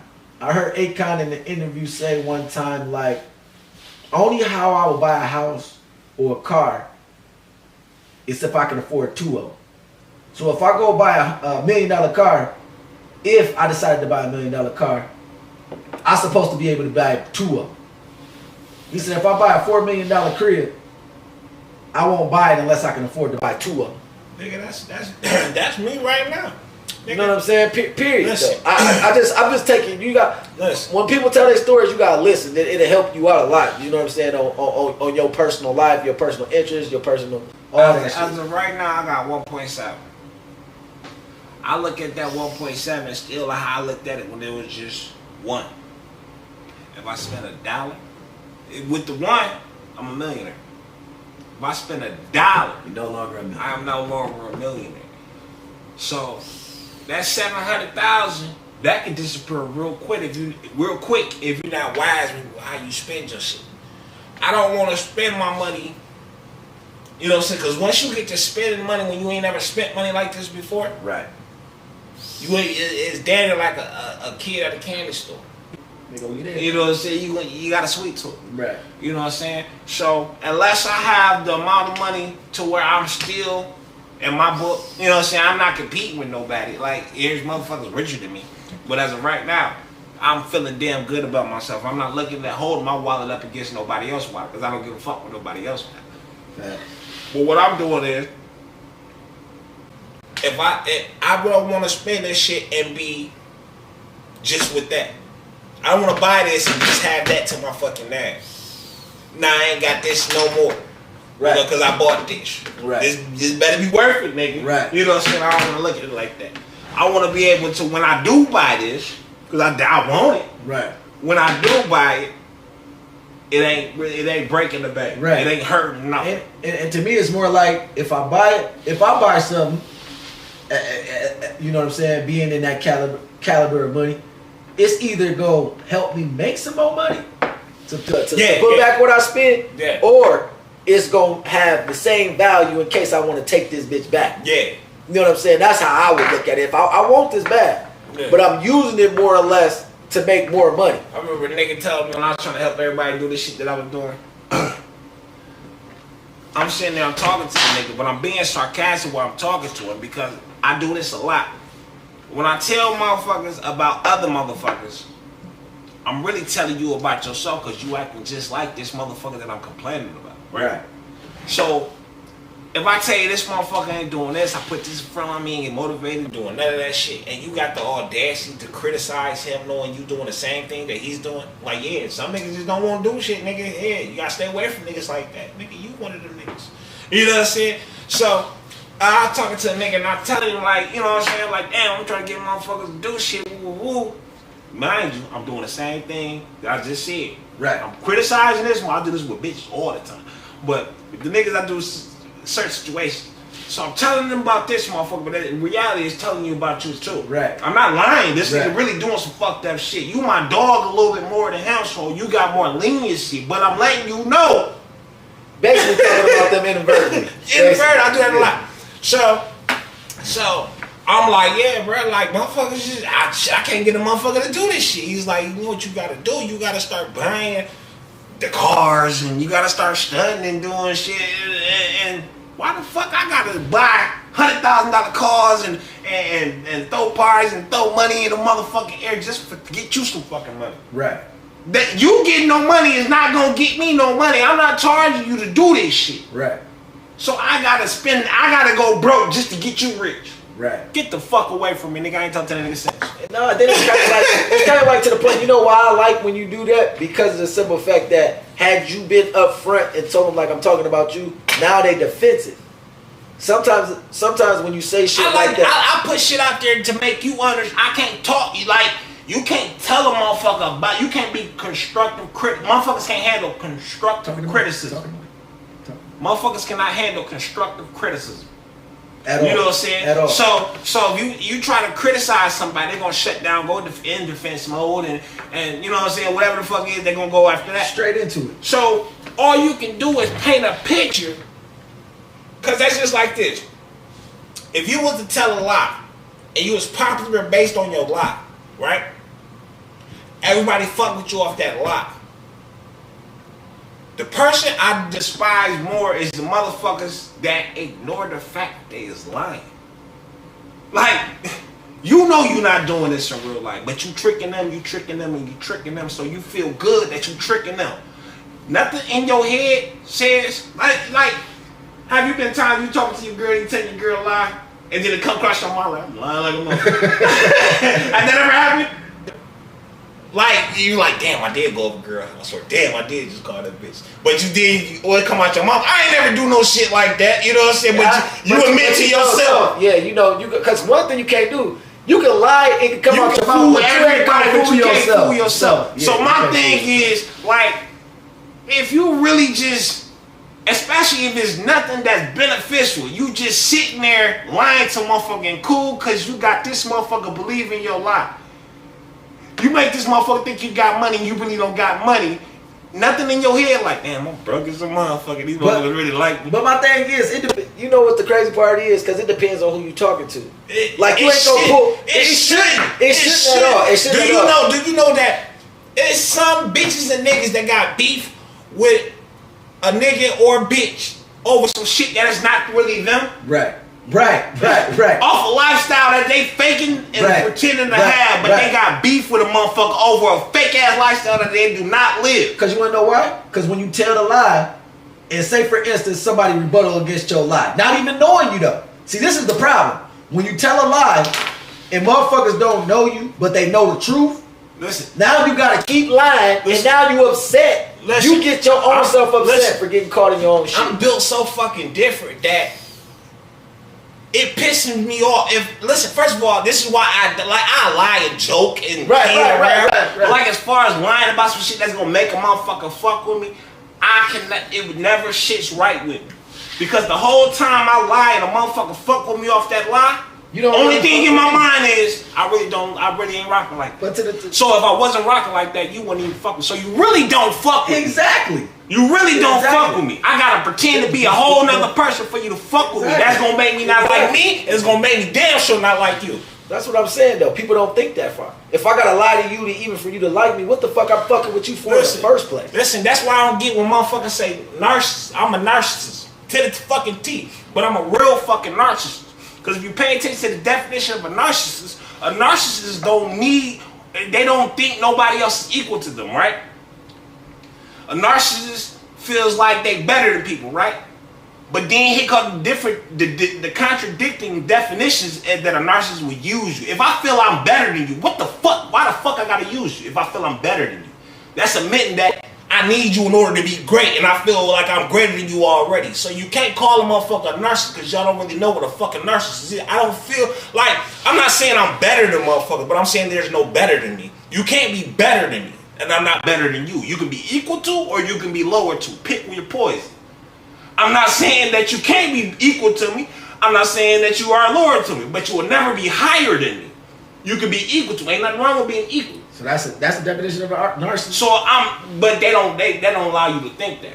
They think a narcissist just use you and get over and manipulate. First of all, They say the definition of a narcissist, they feel like they're greater than someone. Stick to that definition. So if I feel like I'm greater, why do I need a lesser person to make me feel great? But that don't make sense. So it don't make sense. That's why I don't, when I say I'm a narcissist, I say I'm a true narcissist. Because I'm true to the definition, not that contradicting bullshit. Because you want to look at narcissists as bad people. No, I'm not a bad person. I'm only going to fuck with what aligns to my agenda. I'm not going to get derailed by nothing.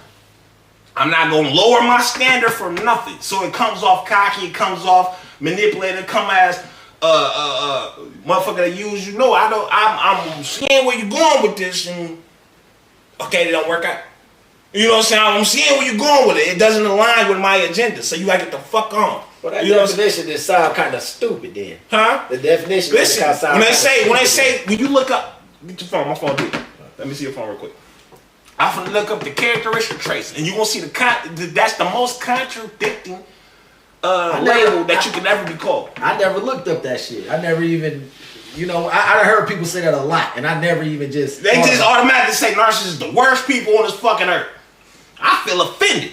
I never even took it to the point of even going. I had to look up what a narcissist is. I'm like, I'm a narcissist, but all the extra shit doesn't make sense because I really do feel like it ain't like when I say I'm better than people, it's not a cocky I'm better. Like you just know certain motherfuckers like, yeah, I'm better than motherfucker. My morals is better. My standards is better. You know what I'm saying? But it's not a shot at the person. But it's just like you know a motherfucker that ain't got no life goals, ambitions, and none of that shit. Right. You know what I'm saying? It sounds like more of a fucking opinion of how you look at it. Sound like a fucking opinion more than it is a definition. It really is. Like any bitch that get cheated on, or the nigga that used her for tax money, he a narcissist. No, he's not. He just scheming ass. He just got down on your ass. He's not a narcissist. He ain't one of us. It's like a fucking category. It sounds. Listen here. When they say narcissist, let me see. Personality qualities include thinking very highly of oneself. Stop it right there. If I think very highly of myself, what the fuck do I need you for? But it don't say nothing about using this shit. I mean, it goes farther than that. But I'm just saying, I'm stopping at that one part. Just stop. Listen. Let's break it down part by part. If I think highly of myself, what I need a person that I don't think highly of to build me, and I already think high of myself. You know what I get out of that? If I think highly of myself and you don't think highly of yours, what the fuck I need to be? You better think highly of yourself. No, but they saying like motherfuckers use motherfuckers. Oh shit, that next part. Okay. Needing admiration. Believing others are inferior or lacking empathy for others. Again, that ties into the first part. If I think highly of myself, you know what I'm saying, and I lack empathy, okay, you going through some shit. I'm not going through no shit. I can't really, you know what I'm saying, I can try to force myself, but I'm only going to get so much reasonable seeing where you coming from with this shit, because I don't live that. I don't know about that. I can't speak on nothing I don't know. So you having a fucked up time or you not comprehending the situation, life beating your ass, it ain't beating my ass like that. So I can only sympathize as much as I can go. Where the other one at? Why the fuck they got so many categories? That's the thing. It contradicts. Like once you get through the first three, the rest of them is all contradiction. What are the five? Okay. Inflated ego. You know I have that. My shit on 1,000. Lack of empathy. Need for attention.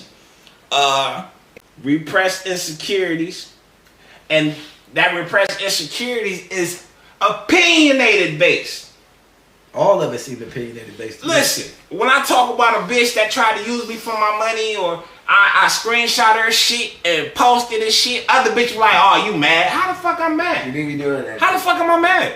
I'm laughing with this shit, going about my life, making money. I just happen to take the time of my day to post that, and you think I'm mad about it? You know what I'm saying? So, you know what I'm saying? And that's labeled insecurity or whatever the fuck. You know what I'm saying? It can be in that category of shit. That's all opinionated based. There's no facts behind none of that shit. I mean, you can opinionate the whole motherfucking thing. The whole thing, everything you read is opinionated based. And I really don't see nothing bad about it, but I don't see nothing like so gloriful about it either. I'm on this brand of wine. What is it? Toxic. Red flag. You must got something that really fits your ass. That could bring the whole point to. No. I'm trying to get the whole list so I can make it point to where it contradicts itself. Well, shit. If it contradicts yourself, then it's all about an opinion. It definitely contradicts itself because, like, how can you feel like you better than someone but manipulate and take advantage of the person that you feel like you better than? Right. If I feel like I'm better than you, there's nothing you can do to solidify me or build me up. Who the fuck are you? You're less than me. You see what I'm trying to say? I get what you're saying. So how the fuck can I use you and I think I'm better than you? You can't use nothing that you better than. Right. You know what I'm saying? I get what you're saying, but I think I look at that word and I sometimes what happens is people use it in different meanings. They break it down just to make it look like a bad thing. Yeah. Like it can't have that many fucking definitions to it. Especially if it's contradicting one another. Now, you know what it reminds me of, this whole thing? Like, I know people was big on going on Facebook and looking at their horoscope for the day, and it's saying, if you got 1 million motherfucking things you can pick from, some of that shit is gonna fit you. You can look at a horoscope and you can relate to all 12 goddamn signs. Right. Cause they gonna say something that's gonna fit you somewhere. Right. If you say 1 million motherfuckers, that don't mean they're talking about your dumb ass. What it is you forcing yourself to fit. Right. And then on top of that is, even when they do the signs that you know, I'm a Capricorn, and you read the Capricorn list. Yeah, some of this shit gonna fit me. It's 1 million motherfucking things. You think it's gonna, all 1 million things ain't gonna miss me. Okay, I think this is what. It says a grandiose. I read that right. Goddamn, reading big words right there. A grandiose. I still don't know what the fuck it means. Right. But I think it's grand, goddamn a lot. Grandiose sense of self-importance. Okay, listen. If I feel like I'm self-important, why do I need to take advantage of a person that I don't feel is as important as me? Preoccupation with fantasies of a limited success, power, brings beauty, or ideal love. So now you mad at a motherfucker for feeling good about his success. That's a definition of narcissist. So you mad at me for feeling good about my success. Man, that's opinion. This shit is opinionated based. Then it says they believe they are special and unique and only can be understood by or should associate with other special or high status people of institutions. Why shouldn't I only want to conversate with intellectual motherfuckers? Why shouldn't I want to conversate with like minds? You making me feel bad because I only want to deal with motherfuckers who I feel that can understand me? I mean, that's the definition, bro. If that's the case, there's more narcissists out here than it is regular motherfuckers. Need excessive admiration. No. A narcissist can't. You cannot admire a narcissist more than a narcissist admire himself or herself. You can congratulate me and say good job on whatever the fuck I'm doing. I done said that shit and I felt it more when I said it because I know what I went through to get the shit. Yeah, you accomplished it. I know what I had to go through to make that accomplishment. You don't know. You just see like, yeah, that's what's up. Good. That's shit. Sound more like self-love. I don't supposed to love myself and everybody be happy about what I'm doing. This is my thing. If everybody was a narcissist, the world would be a better place. Because you wouldn't be in other motherfuckers' business. You wouldn't need to shit on other motherfuckers in order for you to feel good. That's the narcissist, but they say we that. But they do that shit, but say they not a narcissist. It's not a narcissist trait anyway. But who the one fucked up person? A person that does it, but have the nerve to say that's a narcissist trait, versus a motherfucker who, I don't even know where the fuck I was going with that. I confused my goddamn self. Right. I was listening. What's the next one? Needs for excessive admiration. Again, you can't admire a narcissist more than a narcissist admire himself or herself. You supposed to. Sense of entitlement. Now that's iffy, only because that's opinionated. Sense of entitlement is only how you deem a motherfucker's behavior or actions. Like motherfucker, that's just like a motherfucker say, "Oh, you think you the shit." You ain't said you the shit, but your demeanor is making them feel bothered. So your demeanor making them feel uncomfortable because I'm not at your level. Because I'm not feeling how you. They feel. Jealous, basically. Right. They mad that you doing something that they not doing, so they gonna get. Oh, he think he the shit. And that's the crazy part because people will be jealous of you, don't know what your situation is, but I'm supposed to be unhappy because you don't feel happy at the moment? Lack of empathy, we already went through that. You can only, and that's anybody, you can only empathize as much as you can reason. Like, what'd you just say? What'd you just say before that? About you put niggas up on the plan that you just did and all of that shit, and a motherfucker they listening so to now you broke as fuck and I'm up. And you complain about how broke you is, nigga. I don't empathize with that shit. Facts, nigga. Facts. There you go. I really don't want to talk to you because you're depressed. I'm in the best state of my fucking life. Right. You bringing me down. Every time I come around, you is a sob story. Nigga, you ain't got not one win to share. Nigga, get the fuck away from me. You don't even want to win because the win was right at your fucking lap and you didn't take it. You was telling them about it. So now you mad?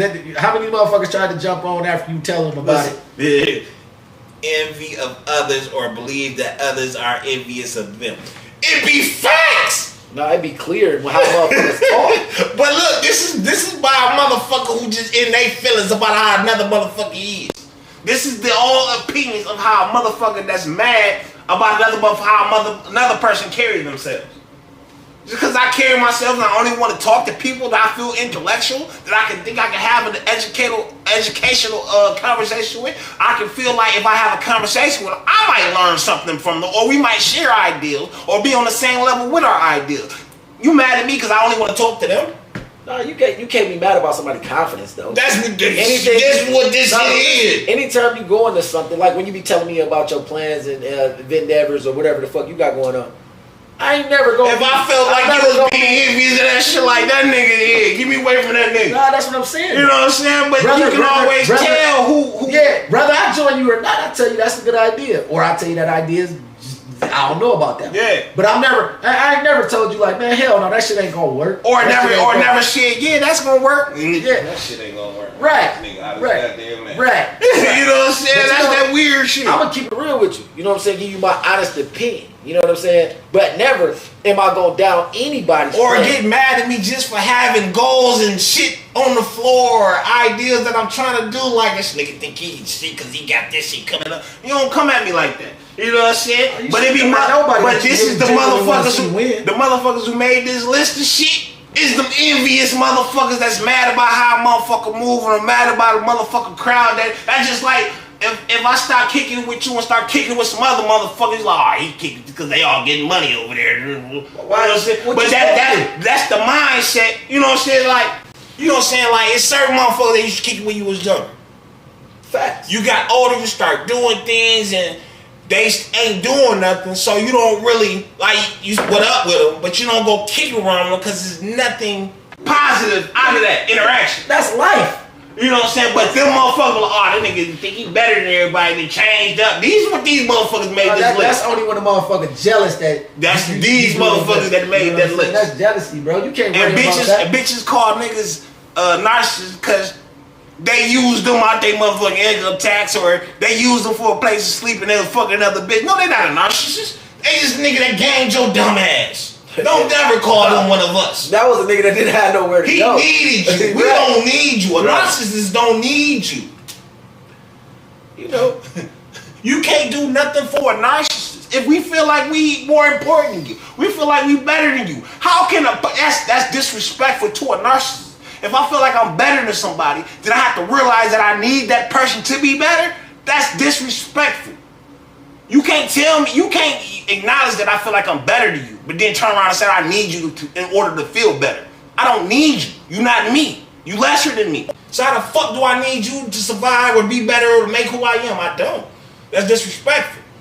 Oh no, it's kind of the way he's breaking it down too. That's disrespectful. It's more on the basis of, you know what I'm saying, like, not even for like, who the fuck wants somebody that need them? That's why these relationships don't work. Because they not with you because they love you. They with you because they need you. Bitches be the most narcissist motherfuckers in the world. They fuck with niggas who need a place to stay because they feel like they can control that nigga. Exactly. They need a nigga that need a ride because they feel like they can control that nigga. You ain't gonna act right. Give me my key back. Give me my car back. Exactly. You know what I'm saying? You can't fuck with a nigga that's established because now you feel inferior now. Right. You feel like, damn, shit, he don't need me. I can't threaten to take my key back if he don't. We have a disagreement and I want him to do what I say. I can't threaten to take my key back to get my way. Right. You know what I'm saying? But Like, real talk, that ain't the way it's supposed to go. when you have that mindset that you gotta threaten to do something in order to get your way, you are a narcissist to that definition. Right. That's why I say I'm a narcissist, but I say I'm a true narcissist. To my first 3 definitions. To the actual real point. Come on, not the opinionated. Don't say I'm black, just say I'm light skinned. No, you contradicting. I'm dark skinned, bitch. Shit. No, that was an easy breakdown, but my thing is, I never even, but you hear the word, the confusing part is, you hear the word used in disrespectful ways. Yeah. You know what I'm saying? That's really what it is. You hear the word used for people, they make it. They just make it to word. anybody that's doing some fucked up shit, they give them that title. Yeah. Just, you more fucked up than white people thinking that every black person is a thug, every black person is a gangbanger, every black person is a drug dealer. You got that mindset when you say anybody that's doing anything bad is a narcissist. Anybody that's black is a gangbanger. Anybody that's black is a drug dealer. That's what basically your mindset is. Motherfuckers just got the definition all fucked up, because before you even went and look at the definition, I never knew. I you just knew as a fucked up person. No, I always looked at it. No, like, that's the perception that was given to you. Because of the simple fact that when people use it, they never used it in the actual. You know what I'm saying? I never heard somebody say a narcissist was cool or a narcissist. Man, narcissists are. If everybody in the world was a narcissist, the world would be a better place. Wouldn't nobody be in nobody else's business? Because why the fuck I need to be in your business when I got shit going on? Self-importance, self-worth, self-appreciation. I'm appreciate myself too much to appreciate those shit you doing. Because I give a fuck what I'm doing. That's a narcissist. You're supposed to. So if everybody was not to give a fuck about what the next person is doing and only care about what the fuck they was doing, the world would be a better place, wouldn't it be? Always. You know what I'm saying? Pay attention to the shit that pays you. Come on, man. You know what I'm saying? Come on, man. That's what you want to be on. You won't be in nobody else's business. You won't be in nobody else's drama. And you won't be caught up in a lot of bullshit. Be a narcissist, nigga. It's good vibes over here, bro. Because it's your vibes. Right. Now, if it ain't good vibes over there and you claim to be a narcissist, you just a fucked up person. Because you fucking up your own happiness. Right. Right. So it's good vibes being a narcissist unless you're a fucked up person. I like it, but I still ain't gonna use the definition.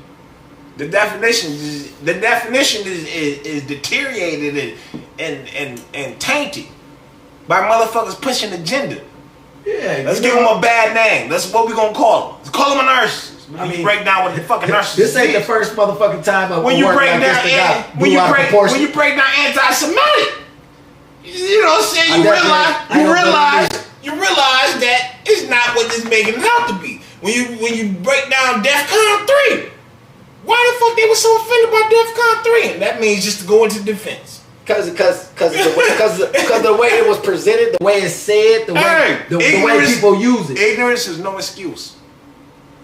Just because you ignorant to the definition, that points back at you. Definitely do. Because like I said, man, like what you've been saying the whole time we've been doing this podcast. Do your research. Do your research. Do your research. Do your research.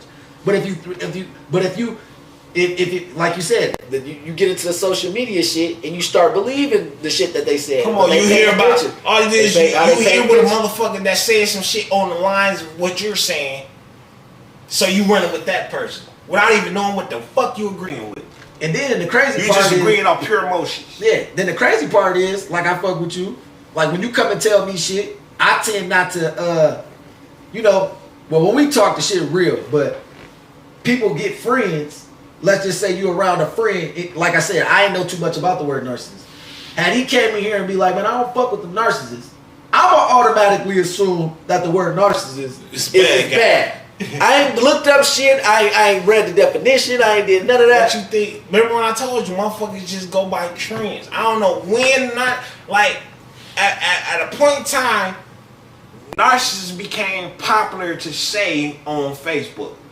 Because at the point in time, if you really pay attention, the point in time, you never heard of narcissists till you finally heard of narcissists. Right. When you first heard of narcissists on Facebook, you never stopped hearing about it. So at some point in time, a motherfucker said narcissist, and motherfuckers, it rang in their head, and everybody ran with the word narcissist. Right. Not knowing what the fuck a narcissist is. You think it's anybody that's fucked up and do some shit that you don't like. That's what it is. If they do some shit you don't like, you call them a narcissist. Yeah. You do some shit that the Joe don't like, they call you anti-Semitic. Right. And then even going further with it, because nigga, the very first time I heard the word narcissist, I ain't gonna even tell you what the fuck I thought it was. I'm thinking of the motherfucking Hitler shit. They have you think you Real- just a real few talk. shades under Hitler. Real talk. When I heard the word narcissist, I don't know what I was watching or something like that, but maybe They was talking about Hitler and they said some narcissist shit. I'm thinking this word originated from back in those times. But I wasn't thinking shit about it. But when I heard it, I'm like, you know what I'm saying? It was way over my head, point blank. You know, I didn't give a fuck. I ain't really none of that shit. But I never even, since it's been like what you said though, since it's been popular, you know, when I do hear it, it's always been in a negative type. Think about it. In the same sense, so you remember the word lit? Yeah. Remember when you never heard of lit? Yeah. Then when you first heard of lit, you never stopped hearing the word lit? That's basically what the narcissist shit is. You never heard it until you heard it. And once you first heard it, you never stopped hearing it. Because much monkey see, monkey do on this motherfucking internet. Anything that's trending, anything that's popular, is going to get the buzz, it's going to get the spin, it's going to get the viral.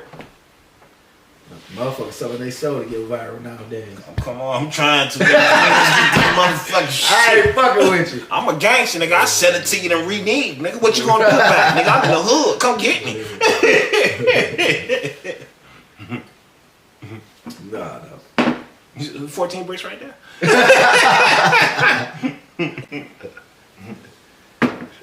Raheem's dead. Somebody shot him. Somebody shot. The fuck out of here. Twins dead. Somebody shot. Shit, nigga. Yo, shit. You ain't gonna flip them 14. Tell you that shit right now. Last nigga we know who was with to be with you. You either know something or you did something. One or the other, motherfucker. I know he was trying to get one of his. I think he was going to better things. Go look over there. Nah, nigga, we actually meet. What's that shit y'all be doing on Thursdays? Shit, man. His birthday on the 5th. Your birthday on I think the 7th or the 10th or some shit. Go ask her. You gotta watch your bitch ass. I don't like that shit right there. I'll get him on more trail in a minute. I don't like that shit. Go put the heat on somebody else. Nah, that was interesting. That was motherfucking interesting. I mean, but like Taught me something today. I like when I learn something. I mean, but it just and bitches say this shit all the time. Like you think you the shit, or you just think you that nigga and shit. I didn't have to say it. I just carried myself like that. You acknowledged, so you know I am. Right. You know what I'm saying? 9 times out of 10. It makes me feel even better to get my point across without having to say it. Oh yeah. And then you gotta think about it too. Nigga, you think I like to ask for head? I like to lay back and get it. Right. It make me feel better. No nigga like to ask for head. You know what I'm saying? That make you feel weird, make you feel creepy. And then what if she tell you no? Now you mad. You know what I'm saying? Shit's over. Shit's over. And now she got something to say. I ain't want to suck a little dick. Now I ain't want to. So I like to get shit done without having to say it. Oh shit. So if I ain't want to suck his little dick. You know that freaking. I ain't want to suck a little dick. He popped off and caught attitude. He put me out the cock. I ain't want to suck a little dick. But ask your mama to suck your dick. Oh shit. Oh shit. Oh shit. Yeah. I needed that one. I needed that one. Oh shit. But yeah. Oh shit. But yeah, like I can tell you, like shit.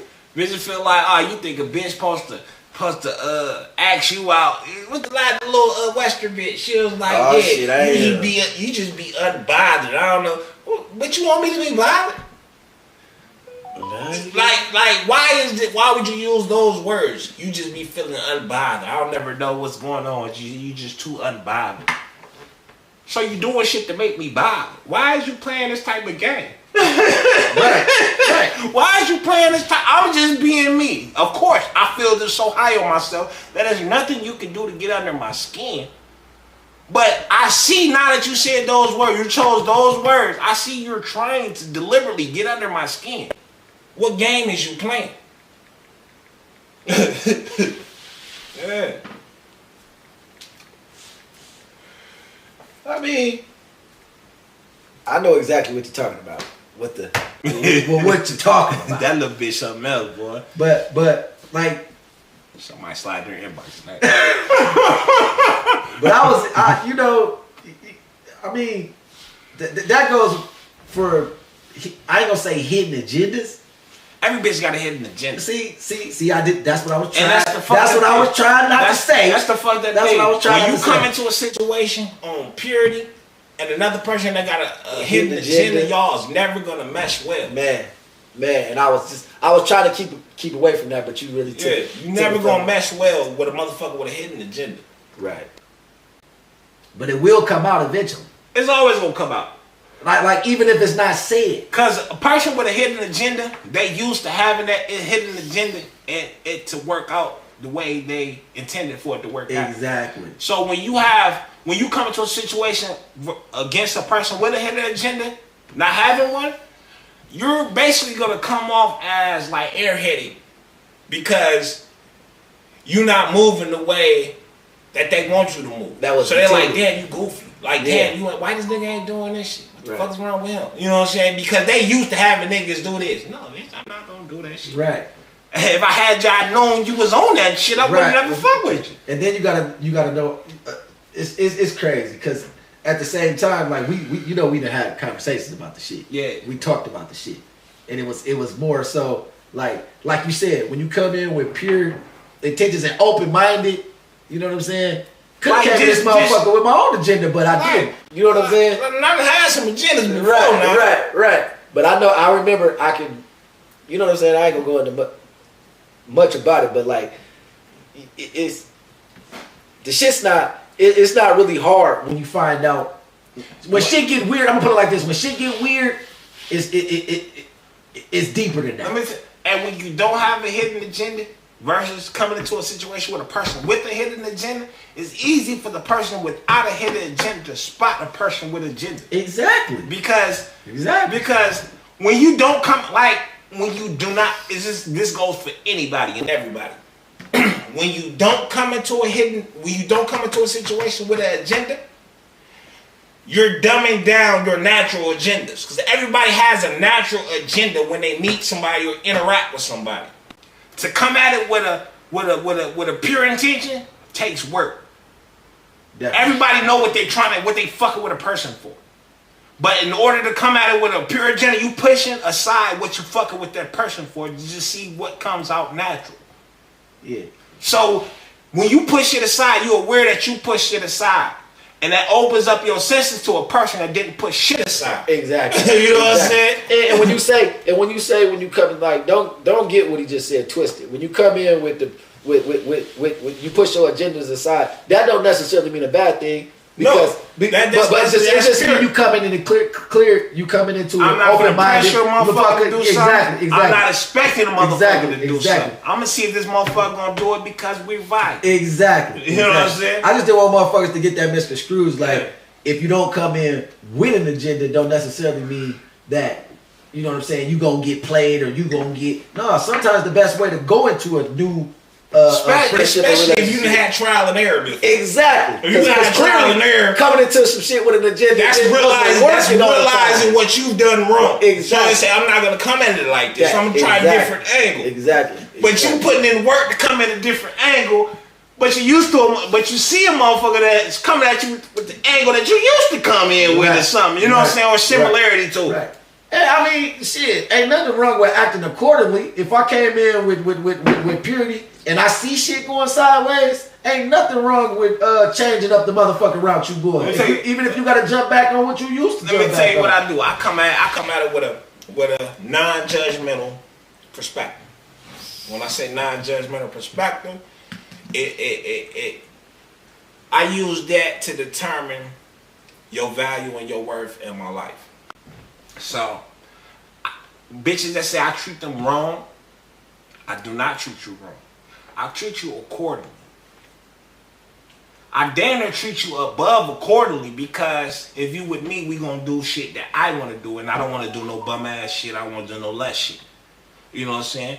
But you gonna do the finer things with me, but I'm still gonna keep you at a distance because you not that quality. You thinking you fooling me. You know what I'm saying? I know about 4 niggas that said they fucked you in the car. You know what I'm saying? I'm gonna treat you better. I'm not gonna fuck you in the car, but I know, you know what I'm saying, we gonna fuck in this king size bed somewhere. We gonna have a jacuzzi to get in or something. But I know you not that type of bitch that I should have no feelings for because you get fucked in the car. You ain't shit. But if I had that conscious mind to fuck with you, further fuck with you, knowing that information, right, I'm not gonna treat you bad. I'm not gonna say let's get in this back seat. You know what I'm saying? Because I don't want to fuck in the back seat. You know what I'm saying?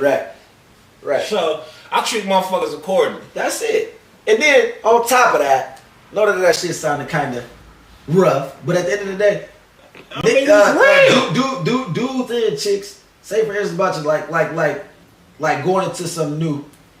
Regardless, I don't know about hearing about the 4 niggas that hit you, but I'll be hit on every bitch. Yeah, but I'm just saying though, like not even that. Like motherfuckers change. Motherfuckers can change because the story that I try to tell people all the time, like, man, listen, you like, I'm gonna let you finish. No, look, I know what your ass gonna say, but listen, like, let's take away all the fucking shit. You just don't know the girl. Period. Your niggas don't know the girl. No, I'm scared of her. Okay. But if I can't get a reference, I'm scared of you. No, my thing is like this. The girl I might have been with, not saying our shit didn't work out. That don't mean she not a good girl. She wasn't a good girl for me. No, see, I go about it a little bit like you're saying. Yeah, it's the only way I take a bitch into that level of playing field is if I ask my dog or ask a couple of my dogs about her. One be like, or majority be like, yeah, I tried to fuck her. She ain't give me no pussy. She wouldn't fuck with me. Then I'm gonna treat you in a whole new territory because I don't know you, but I know you ain't just giving that motherfucker up. Right. You know what I'm saying? So we gonna tread lightly with you, and we gonna keep an open mind when we interact and do things. Right. And I'm really feeling you out the whole time. You know what I'm saying? Versus, you know what I'm saying? Or yeah, I just fucked her last night. That motherfucker good. Go get you some. Now if I go get me some, you know what I'm saying, and then you know I'm cool with the niggas, so you try to sit there and say, oh, you cool with dog? Like, yeah. You know what I'm saying? Then you try to make it seem like you not fucking dog. I don't give a fuck if you fucking dog or not. Clearly I know you fucking dog.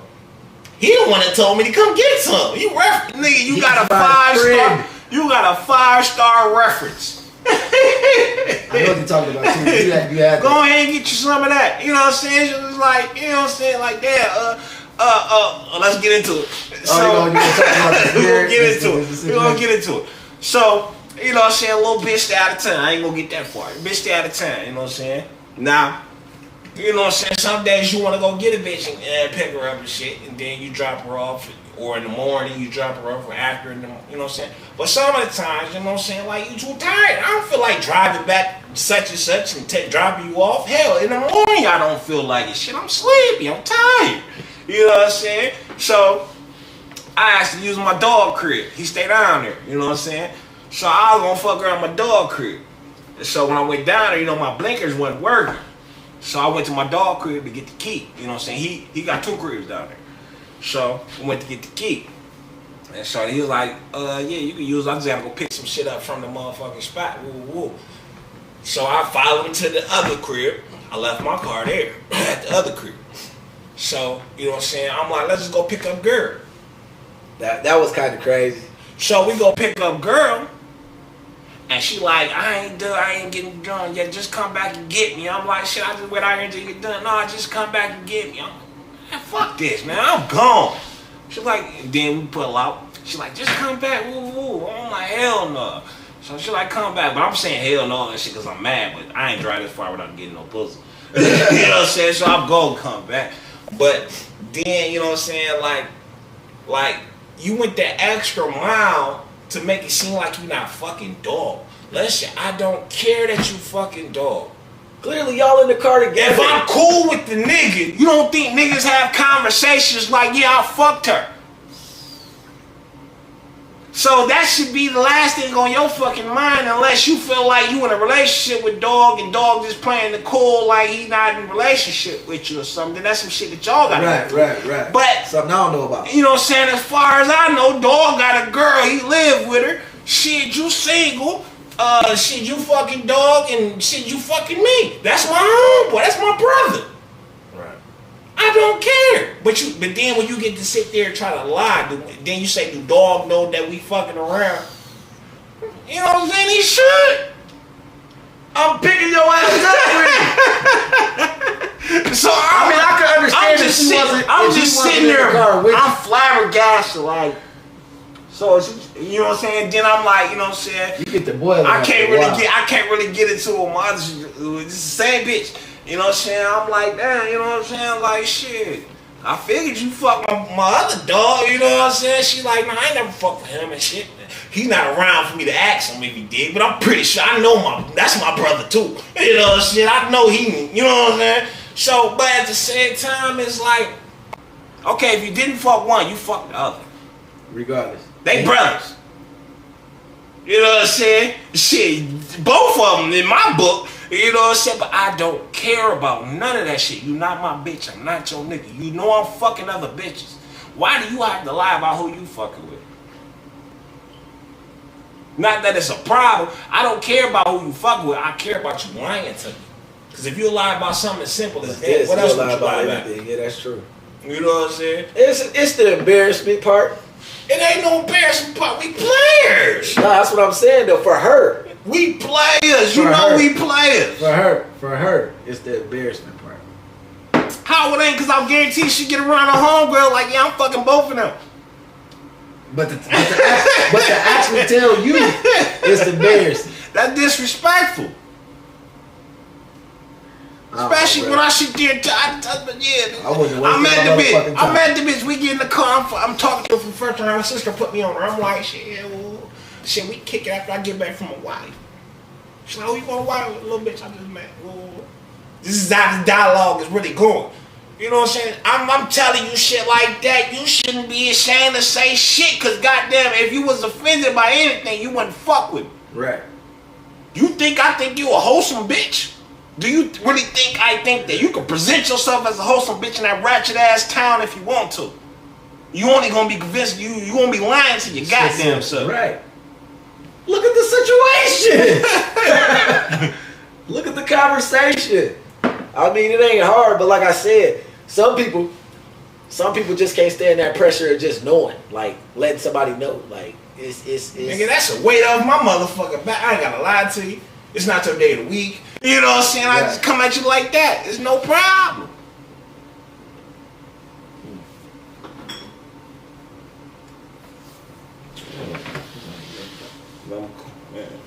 Well, you know, that concludes they got a liquor. That concludes the duration of the show. You know what I'm saying? Tap in with us next week. For sure. Same time, you know, probably old time. Same time next week, 8:00 p.m. Eastern. That was the duration of the show. I'm your motherfucking host, Paul the motherfucking Villain. It's my birthday today. Don't forget that. Don't forget that. It's my begging ass co-host. Ain't nobody give me nothing. You got the cut like this. But no, put that bitch high up in there. Tap my boy, put it back up there. Tap my boy Cash. Take yours down. You know, happy birthday, nigga. You know shit. Oh yeah, no doubt. Gonna be a big party on Saturday. Everybody come out. Yeah. Hey. Saturday is going down. I don't give a fuck about nothing else. We pop big bottles. Yeah, we'll talk. We definitely gonna leak this shit Thursday. We let you know how it go. Good fight. Good vibes. Good everything. Yeah. Well, that's for sure, bitches. Fuck. Suck my dick. Lick ass.